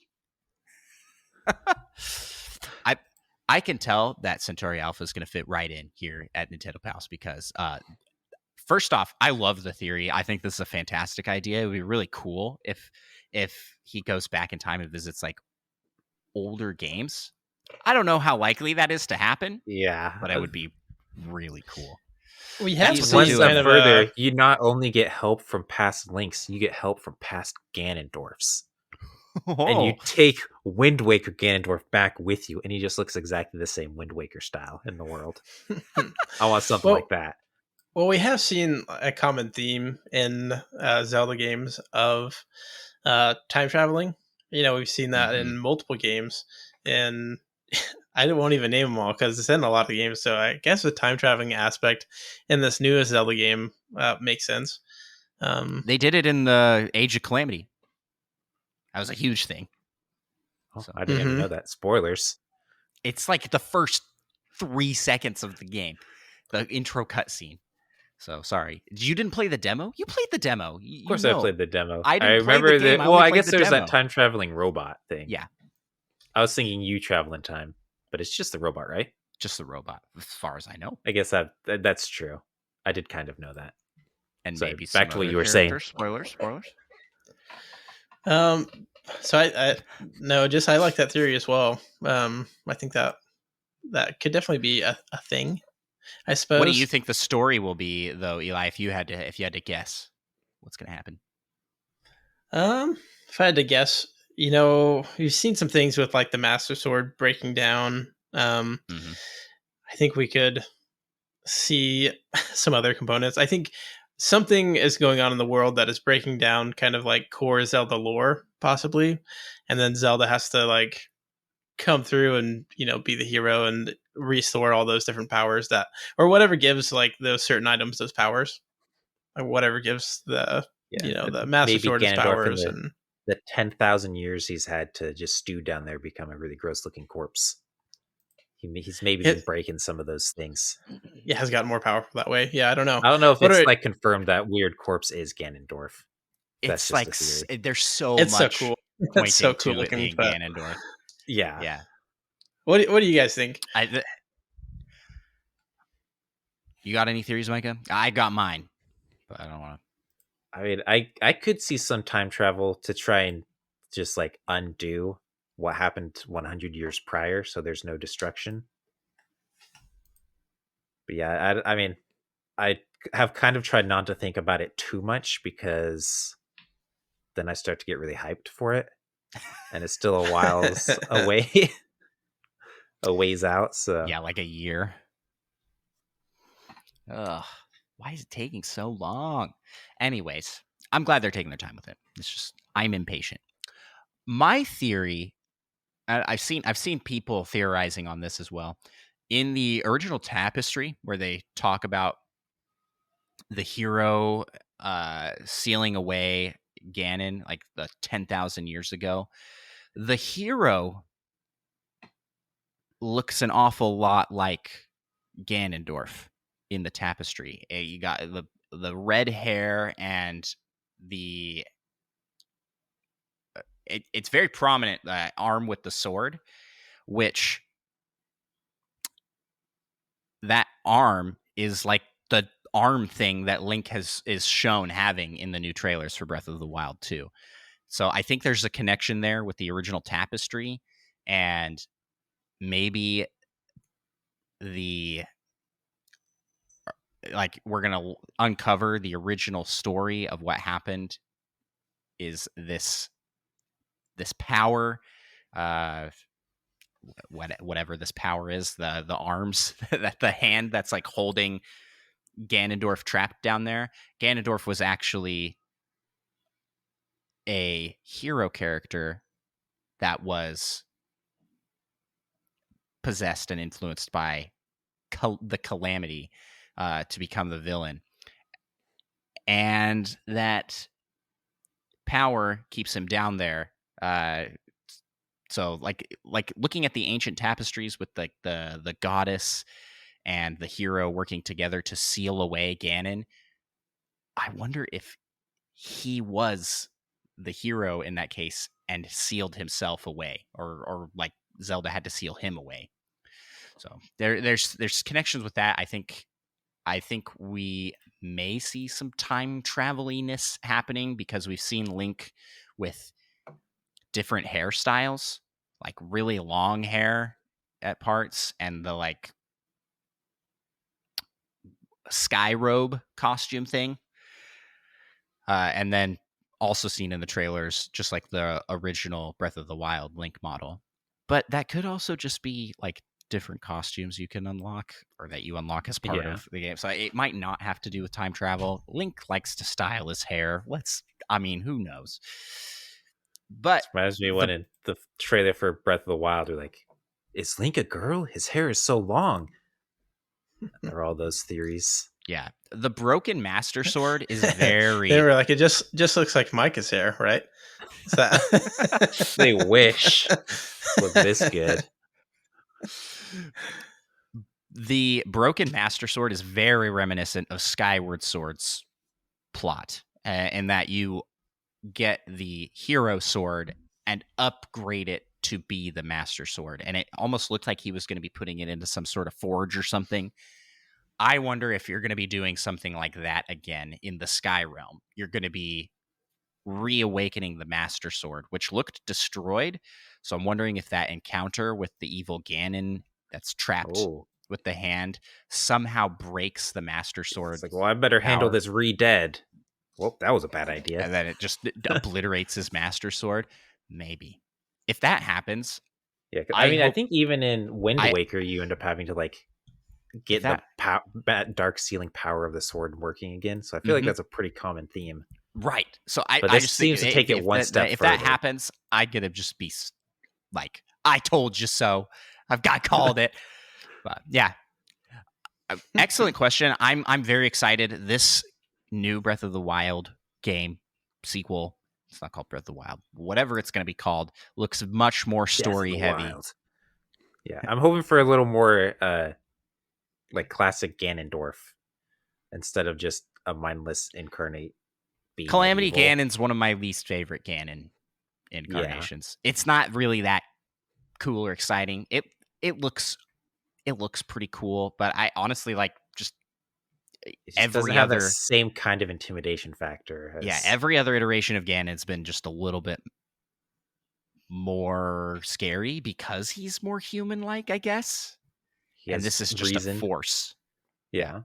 I mean, that's cool in its own way.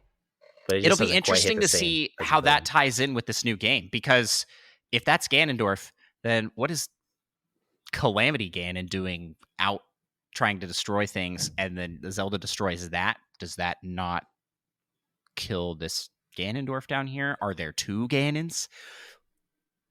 Who knows? That could just been the evil force of Ganon that somehow got released from Ganondorf's physical body. Could be. Well, we have a lot more questions to go off. Now he's a good guy, I guess. If all his evil's been destroyed. Yeah. You get him, and he's just this like super nice guy. He's like, hey, after that creepy look, he's like, that would be. I got some smoked hams. That would be the biggest twist. After all this buildup with the trailer, it ends up he's a good guy. That'd be so ridiculous. Subvert expectations, It's actually an old Zelda. That was a great question. Thank you so much for the question and the idea, Centauri Alpha. I hope that comes true. Maybe in the third Breath of the Wild, we'll get the end game. That's when all the links will come from across time to seal away Ganon once and for all. And we all know Wind Waker Link will be the most useful and best. He's pretty cool. He's very cool. Just because I think it would look the funniest as he's like the most cartoony and like the shortest, probably. All right. Next question here from TurtleBob239.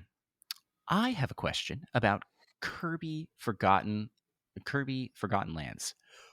Why can the rat dudes fly with their giant ears?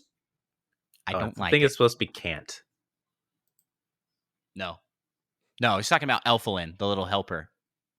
Is he? Oh man, I read that so wrong the first time. Can that dude fly? Yeah. Yes. He's like a Navi fairy, and he flies with his ears. I mean, seems kind of cool to me. It's like Dumbo. Okay with that. It's like dumb though. You shut your dirty mouth. Practically like any flying squirrel in the world. You say it's like Dumbo. Dumbo. I thought you were making a joke. I realized after like 2 seconds, but it was like too late. No. You were like Dumbo. It's like Dumbo, and I'm not a fan of Dumbo. I think Dumbo's weird. Well, Dumbo doesn't make sense. Elephants have big bones. This is like a flying squirrel variation, and they got light bones. I don't know. I don't dislike it clearly as much as Turtle Bob dislikes it, but I'm not a fan. I think Elflin's kind of a weird character.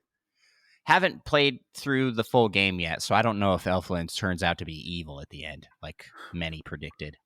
But I feel like I would have seen something about like that. Like the Jar Jar Binks. Like Marks in previous Kirby game, and any character that looks cute and friendly in Kirby ends up being evil. So yeah, there you go. Well, he can fly because he has real big wings and he has heart. Fairbear in chat says, and Kirby is not weird. Nobody's. I mean, I don't know. Maybe Kirby is evil. I mean, he just goes around swallowing. I feel like he's kind of neutral. He's chaotic neutral. He's like an innocent force of nature, but that doesn't mean he's not slightly evil at times. Thanks so much for the question, Turtle Bob. Yeah. I think this will be the last time we see Elfilin, though. I mean, he might make cameos in future games, but they seem to like have these side characters come into Kirby games and then they're gone. Like, goodbye, never see you again.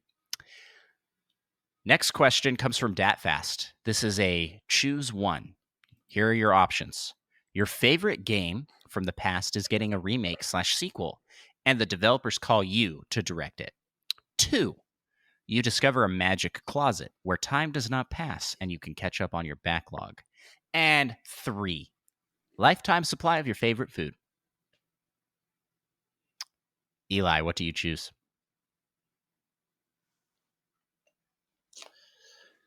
I really want to choose option 1 there, but I think I would have to go with option number 2, the magic closet, where time doesn't pass and you can catch up on all your backlog. I think that sounds pretty fun. You just go to your closet, and I think a lot of people, including myself, have a pretty big list of games that they want to play, and so that would be fun.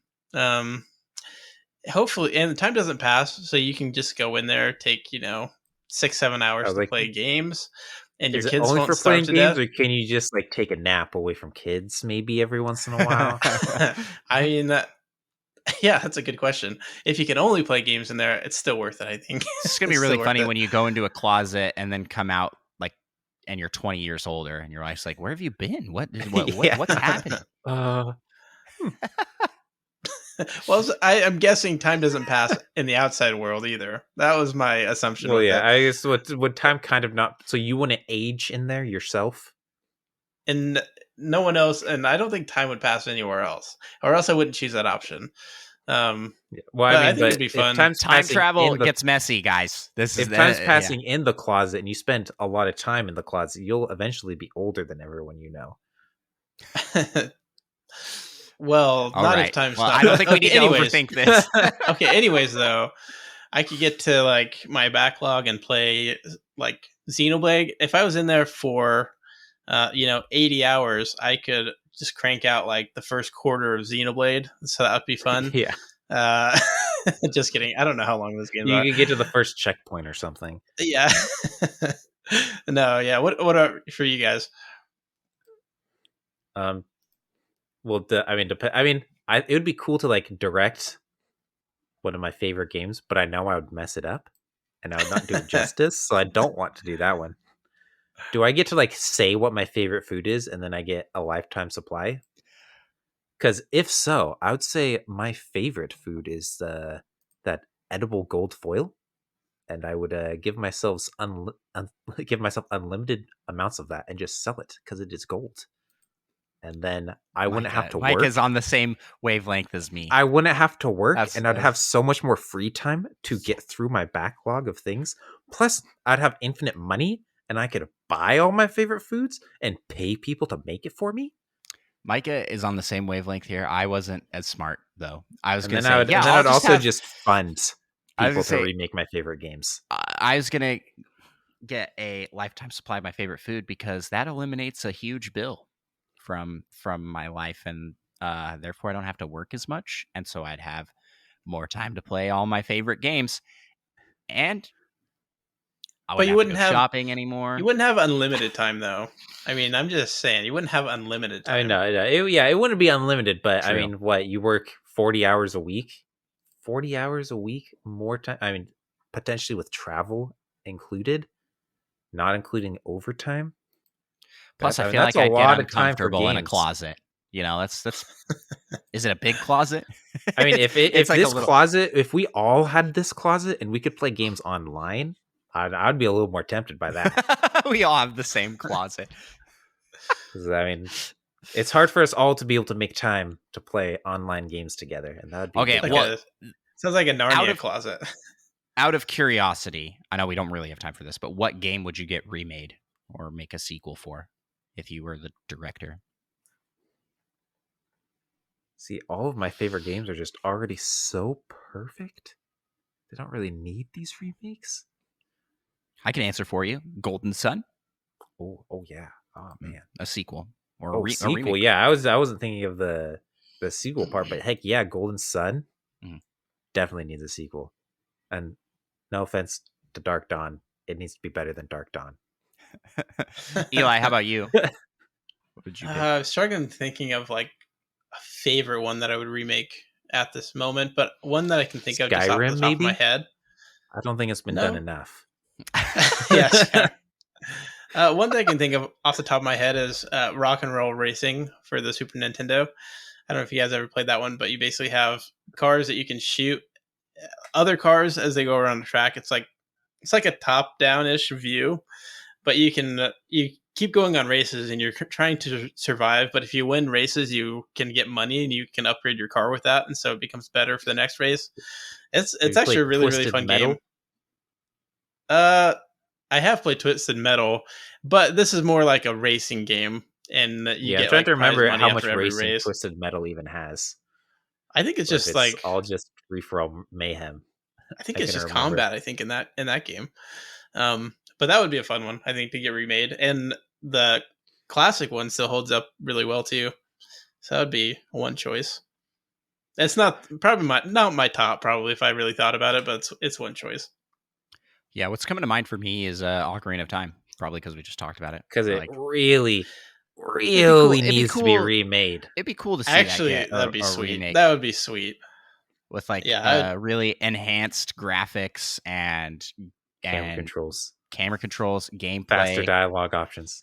I mean, just make better lots combat. of improvements, or a better story, a sequel, like what happens to Link after Majora's Mask.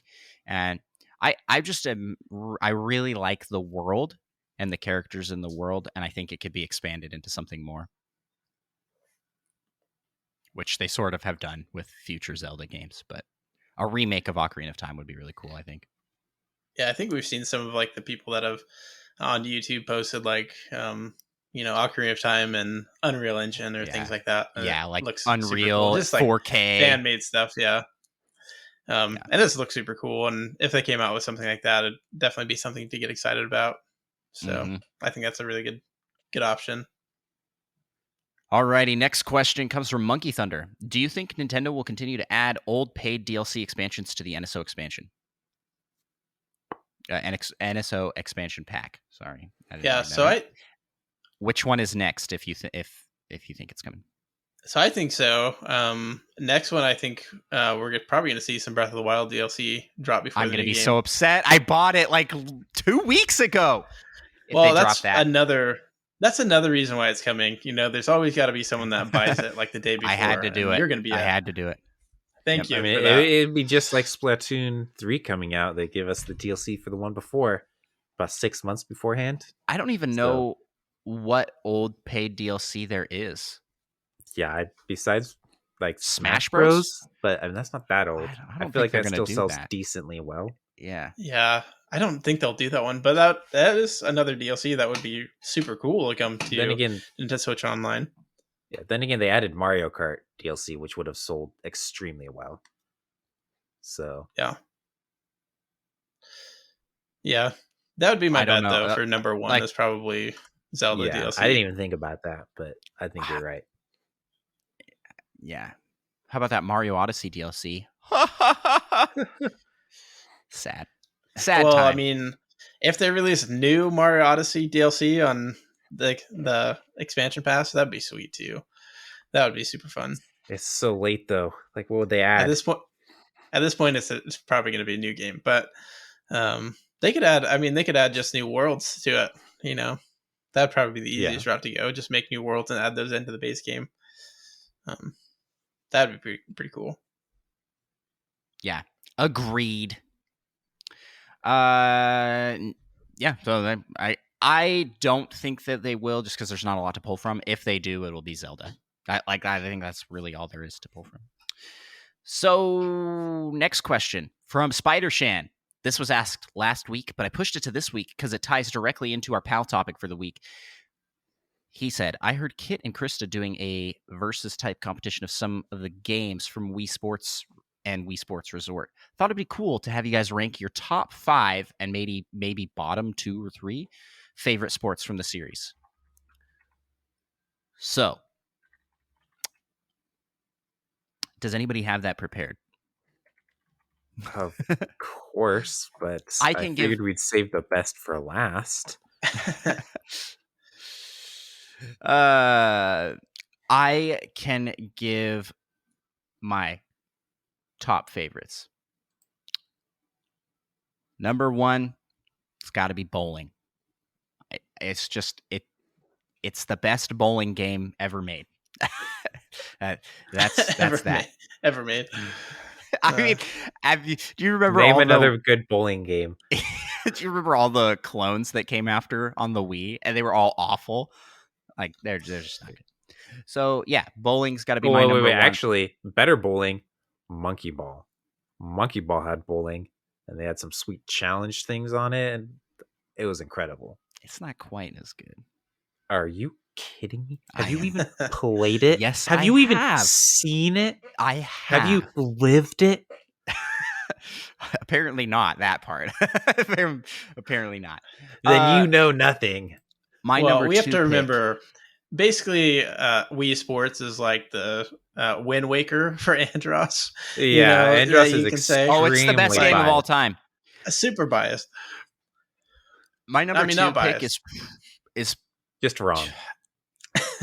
I'm torn. I'm gonna cheat on number two. It's gonna be Frisbee Golf / golf. They are the same, but Frisbee Golf definitely on my list. I like Frisbee Golf, but maybe I like golf slightly more. It depends on which version, I guess. But I like those a lot. Bowling also has 100 pin bowling, which is super fun. Yeah. Number 3 for me is going to be archery. Yeah, I dig me some archery. Number 4, sword fighting.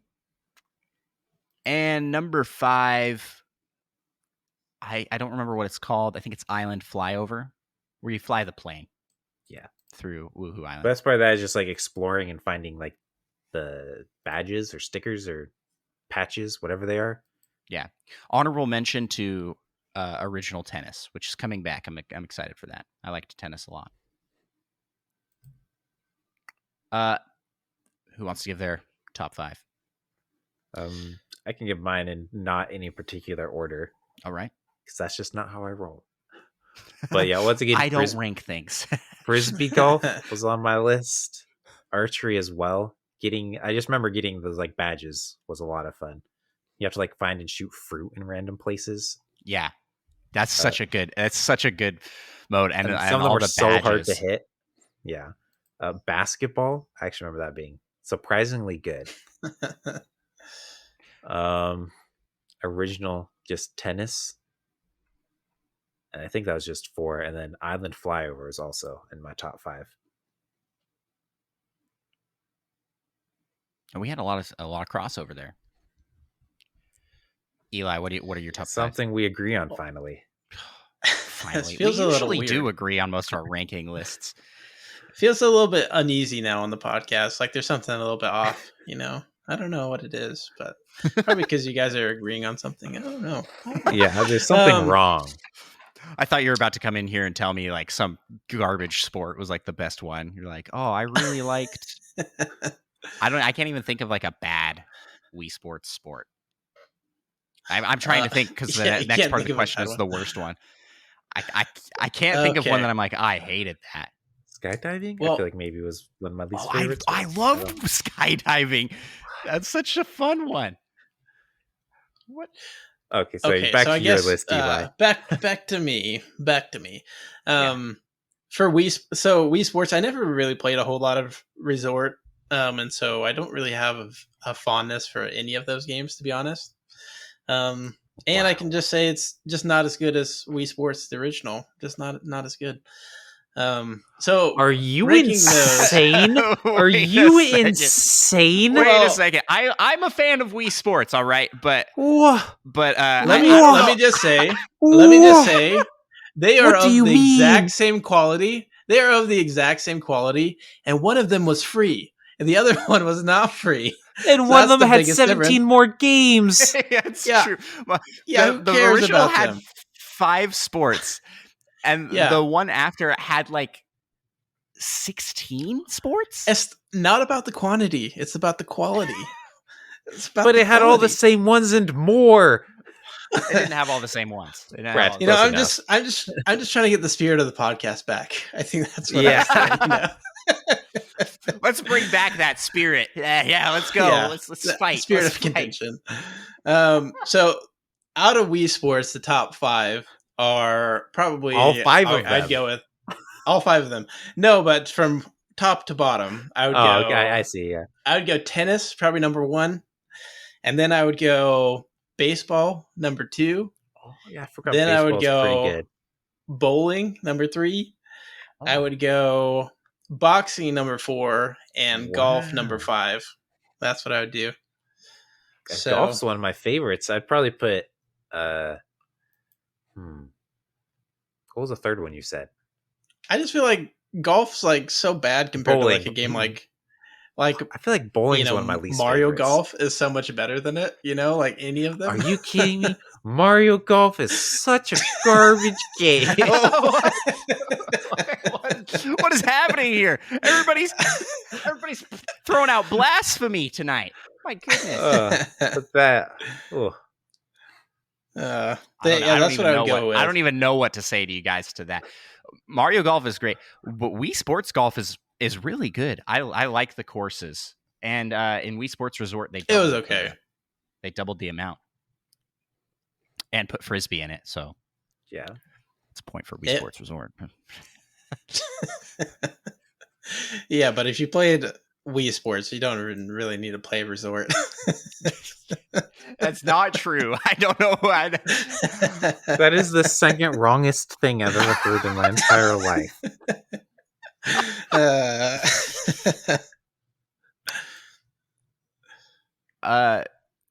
I was not expecting this tonight, Eli. Maybe this wasn't the episode to bring you on for. No, thank you for being here. As Eli is Mike and I's only friend that in real life played sports. So yeah, because I'm your only one. I'm probably not your only one. I probably had other friends. I mean, I technically played some sports. Played some ultimate frisbee, right? You guys. I played frisbee. Oh yeah, we played a lot of frisbee. Football. Mm-hmm. I had like pre-high school. Okay, so I wasn't the only one. No, What's the worst sport in Wii Sports?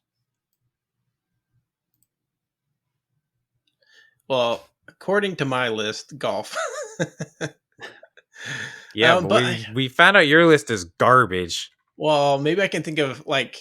Not garbage, I guess. What's the one where you knock people off on Wii Sports Resort? Sword fighting? Sword fight. I think it's a good game, but that I one suck is at kind it, so of I just hate it. spammy. So I hate it. I mean, it's just you just spam swinging. But Yes. the showdown So I kinda hate mode where it's single player against a bunch of CPUs, that's pretty fun. Yeah, The music. Dun, dun, dun, dun, dun, dun, do, do, do, do. They're all charging at you with the swords above their heads. It's so fun because you're just like it's like a Warriors game. You're coming in and just smacking me's, and they're it's like a Warriors game, "Oh." but better. yeah. Oh, this episode. Yeah. This is good. This is good stuff right here. I think I probably would say canoeing or cycling. Is What? Canoeing and cycling are awesome if you get like tandem. Yeah. Wakeboarding. I think that one. I love wakeboarding. That's one of my favorites. It's like number 6 on the top. Yeah, I was like, 5. well, not really one of your favorites. I'm starting to think you're just saying you don't like what or you saying you like what I don't like. What? You're just being opposite. Do you guys have a worst? Okay, maybe sport? What about power cruising? Yeah. Maybe that's the one I was really whatever thinking. that is. Which it should be. It's Wave Racer. Yeah. But it's not as good. I feel like they messed that one up. Like it could have been really cool, but it wasn't. I also mix up in my mind a little bit with Wii Fit Plus, which featured Woohoo Island and games from that. There's like a Segway game that you could play right around the beach on a Segway. Yeah, that is a real game that was on. I mean, that sounds Wii awesome. Fit. That would go in one of my top 5 for sure. But that was not in Wii Sports. It just makes me think of Wii Sports because it takes place on the same island. All right. Well, last question, and then we'll move on to our pal topic, which should go pretty quick because we've already formed our list. But the last question is the pal topic. Presto the Magnificent asks, all right, I've got a Switch sports themed question for you all. If they are planning to add more free DLC sports after launch, what sport would you like to see that haven't ever been included in the series? That is a fantastic question. So let's move on to our pal topic. Great question. We're not going to answer it. Our pal topic today is we worked together somewhat, and we're going to keep working together because we need to come up with some more sports on the spot. 10 sports that we want as DLC for Nintendo Switch Sports. Eli, I'm realizing now that the list we came up with here, we put in a failure. Sports that were in the previous games. So we will need to take those Baseball out. I didn't basketball. know.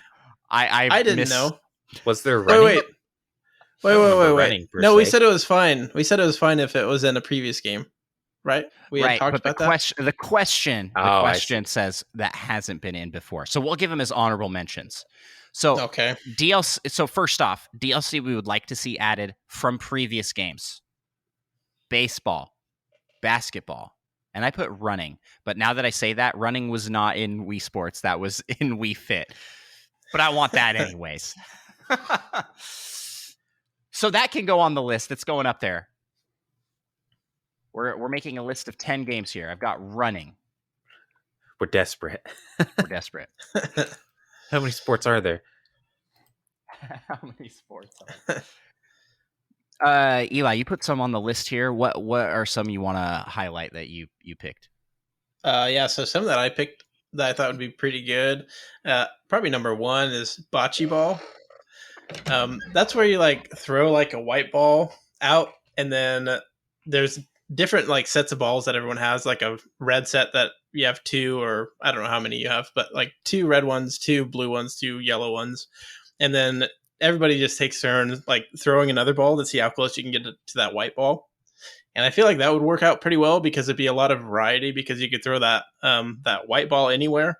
The bocce ball, I don't know if that's whatever. Good point. Yeah.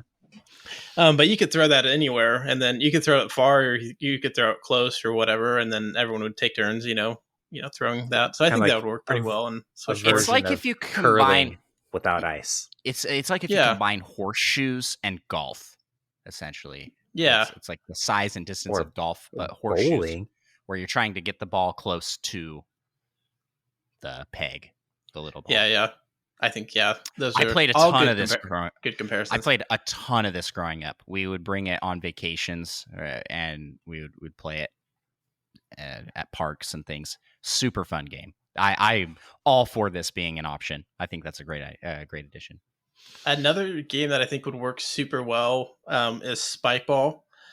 That's kind of like tennis style, but you play it and you have to hit the ball on a net that's in a circle, and then if it bounces off and touches the ground on the other side, then you score, basically, if you are the one that hit it last and it hit the net and bounced off. Volleyball, but on you hit it onto a trampoline. Yeah. It's a really fun game. If anybody hasn't tried Spike Ball before, a great game to try out. That would be a really fun one. Yeah, I feel like that would work super well because, you're not locked into like side to side so much with it. So you could have your character go all the way around in a circle as you're playing this game. And so I feel like that would be a pretty good variety some game to play. At people as they go by. Like NFL Blitz style Spike Ball. I like it. I think that would be another good one though. Yeah, that one could definitely be a lot of fun. I put on the list croquet, another lawn game that I had a blast playing growing up. What I think would be really fun about this is it's got that like golf putting element to it, but then we played with poison ball rules, which I don't know if that's the actual correct way to play. But once you get to the end, your goal is to hit other people, and if you hit them, then they're out. They're eliminated from the game. But if you go through a wicket, you're out. And it's a lot of fun. It gets pretty intense. It was like in our house, it was like Mario Kart, man. Like it got real competitive and real crazy. We're doing like wacky, like hit it off the tree and bounce back. Super fun. So, yeah, you got a little more intense with your croquet than I ever did. Oh yeah, and we'd set up the croquet course to be huge. Like there's like a designated size that you're supposed to have the wickets, but you could make it way bigger. And so we'd be like golf swinging towards these croquet balls, which are huge, heavy balls, like just launch. You gotta be careful not to just like snap the handles off of or the heads off of those. We've lost a few that way. It's a good time. And then I also added Ultimate Frisbee, which actually, Eli, you threw this one out here, but I was going to add it as well. It was my idea first. I too was going to add it, but I was busy not being here at the time this list was being made. Soccer is in the game, so like the precedence is set that they can do these sorts of games. And Ultimate Frisbee would be really fun because you can make your character run, pick where they're going to go. But once you catch the Frisbee, you're locked. You can't move. And other players can try and get in your way. And I just feel like that works so well with the Wii Sports formula. And because in real Ultimate Frisbee, there's sort of an honor system where you get the Frisbee and you stop. But there's like some leeway, like, oh, you can only take this 2 many steps to stop. Yeah. That's what things like that. But it's a little hard to enforce those rules, which I think is maybe why Ultimate Frisbee hasn't taken off as like a huge sport like it should, because it's awesome. But in a video game, that's enforced. It's not like your me will catch the Frisbee and bam, they can't move. And then you're like, all right, I got to get it over to this guy. And maybe you could do like flicking the remote to jump to catch and things. I just think there's a lot you could do with it. Yeah. Mikey, you want to read some of these other ones we have on the list? These were ones we were like, maybe this. Hockey. Yeah, throw a bone for our good buddy Chris HL94. What about some good old, not on the list yet, some good old dodgeball? That's a good very pick. solid. Very solid. Dodgeball, I like that a lot. And then one more being water polo. I don't think that one was said yet. Water polo. Which I wasn't sure how that would work, but Eli convinced me it's a good idea. You could move the controller in like swimming motions to move, and then when you have the ball, you move the controller to throw it. Because all of these have to be like motion integrated somehow, right? Yeah. Mm-hmm. And then you wrap people up and you can hold them under the water until they give up the ball. That's funny. How allowed is that in water polo, actually? I think not allowed. I don't think that's allowed. I don't know. I feel like that's actually not that frowned upon. But related to that, one sport that I was thinking of that kind of relates to hockey as well, a little bit, not really, professional wrestling. I mean, isn't that like the perfect Wii Sports game? Like, can't you just imagine like the Mii's, like, you know, like doing pile drivers and body slams and stuff? That sounds pretty good. Oh yeah, Give I just like share. Read some rules here, but I guess this was early play in water polo. Allowed brute strength wrestling and holding opposing players underwater to recover the ball. Oh no! Players held underwater for lengthy periods usually surrendered possession. Usually. They just need to bring back those rules for the Wii Sports. What do you or do Switch with that? Sports. You're like, well, this guy is gonna die or give me the ball. Like, that's you better give it up. Awful, absolutely terrible. Yeah. Sorry to derail for a second. I just thought that was interesting. Do we have our list? Or are we missing a few? We're missing. I don't think we got 1, quite have 2, 10. 3, 4, 5, 6, 7, 8. No, we do have 10. 8. Oh, not counting the other ones baseball, are basketball. Those are honorable mentions. I'm gonna throw on here, even though. Did we actually type dodgeball? Oh, we didn't touch dodgeball yet. Micah's got it. Bam. Dodgeball. So 9 and maybe 10. This is my suggestion for 10 is putt-putt golf. I like that. Oh yeah, yeah, for sure. Although can you really count it as a new one? It'd probably just fall under the golf. Yeah, but I think it would need like made courses for it. Can you imagine? Oh yeah, like for sure. a Nintendo Wii Sports made miniature golf course? Yes, cool. actually, I could imagine it. Can you? But no, I think that's a good. It's got like the windmill from Wind Waker. Like they could do a whole bunch of. It's Nintendo just themed Wind courses. Waker themed for everything. I like that idea a lot, though. I think that's a really good one. That actually would be a lot of fun. Alrighty, well, that's our list. So we'll go through it again. These aren't in any particular order, but here are 10 sports that we want as DLC for Nintendo Switch Sports. Especially free DLC. Especially free DLC. Croquet, spike ball, bocce ball, ultimate frisbee, hockey, running, water polo, dodgeball, wrestling, and miniature golf. There you have it. And that's going to be a wrap on our show. We've gone a little long tonight, and that's what happens when we bring in Ocarina of Time discussion. That's always goes over. But want to give a shout out and special thanks again to Eli from Barely a Gaming Podcast for coming on to the show and hanging out with us tonight. So, Eli, why don't you give us one more plug for your stuff, and where can people find you? Well, yeah, no, thanks again for having me on your show. You can find us at Barely a Gaming Podcast or Barely a Gaming Podcast. Sometimes we show up that way too. But yeah, would just appreciate any listens or anything like that to the show. Don't have anything else to say other than that. I feel like I didn't do a great job introducing us at the beginning. So we do have some pretty interesting segments that have come up in the last couple weeks. Like we have a segment where we have forced another member in the party to play a game. It's a segment that we call Make You Play. And so we're kind of getting our experiences with those games. So it's kind of a more exciting segment, I guess, that we're doing recently too. So that's it. That's all I want to plug in. So that's it.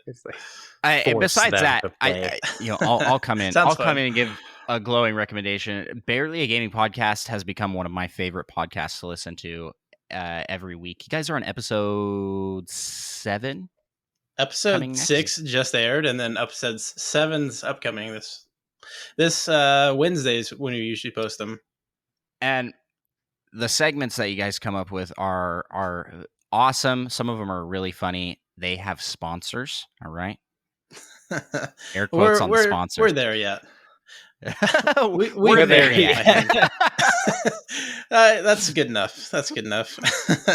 And I can't recommend the show enough. So definitely check it out. Eli's been on our show several times. Podcasting is a disease, and it is highly contagious. So coming onto our show, we take credit that Barely a Gaming Podcast exists is all from us. Not because he wanted to do it previously. No. Yeah, that's probably accurate, I would say.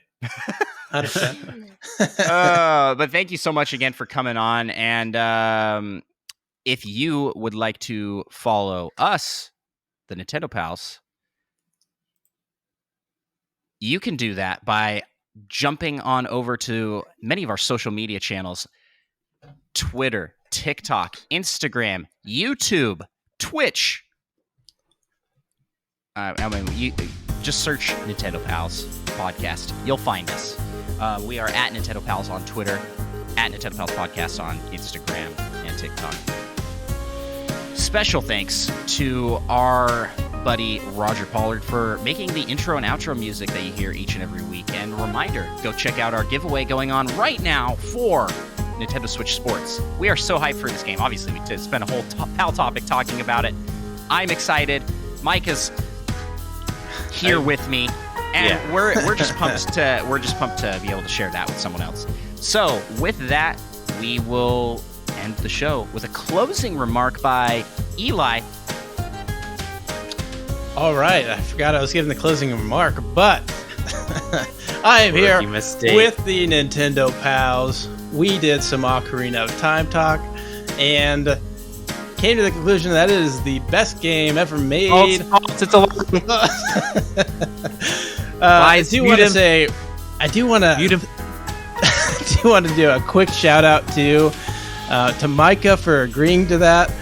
No, just kidding. No, I wanted to give a shout out to their merch store. They have some really, really cool stuff on there. So I know they don't, talk about it enough on their side. So, but there is some really cool, hats and cool shirts on there. Check it out. If you're on the Discord, all those links are posted in the links tab on their Discord, so you can find all the links to their social media and their merch store there. Which is not broken now. That was broken the entire time until yesterday. Eli was like, your links aren't working. I know, I helped him out with that, and I was like, I kind of wanted to see how they had everything set up on that links page, because I'm, starting out with my podcast, and making things as I go, copying basically all their stuff. But anyways, I wanted to give another shout out to Nintendo Pals. Thanks for having me on. You guys have a great show each week, so I definitely enjoy listening. And that is it. Thanks to all the Nintendo Pals that have joined us today. This is the best outro in the world, and this is it. Signing off. We'll talk to y'all next week.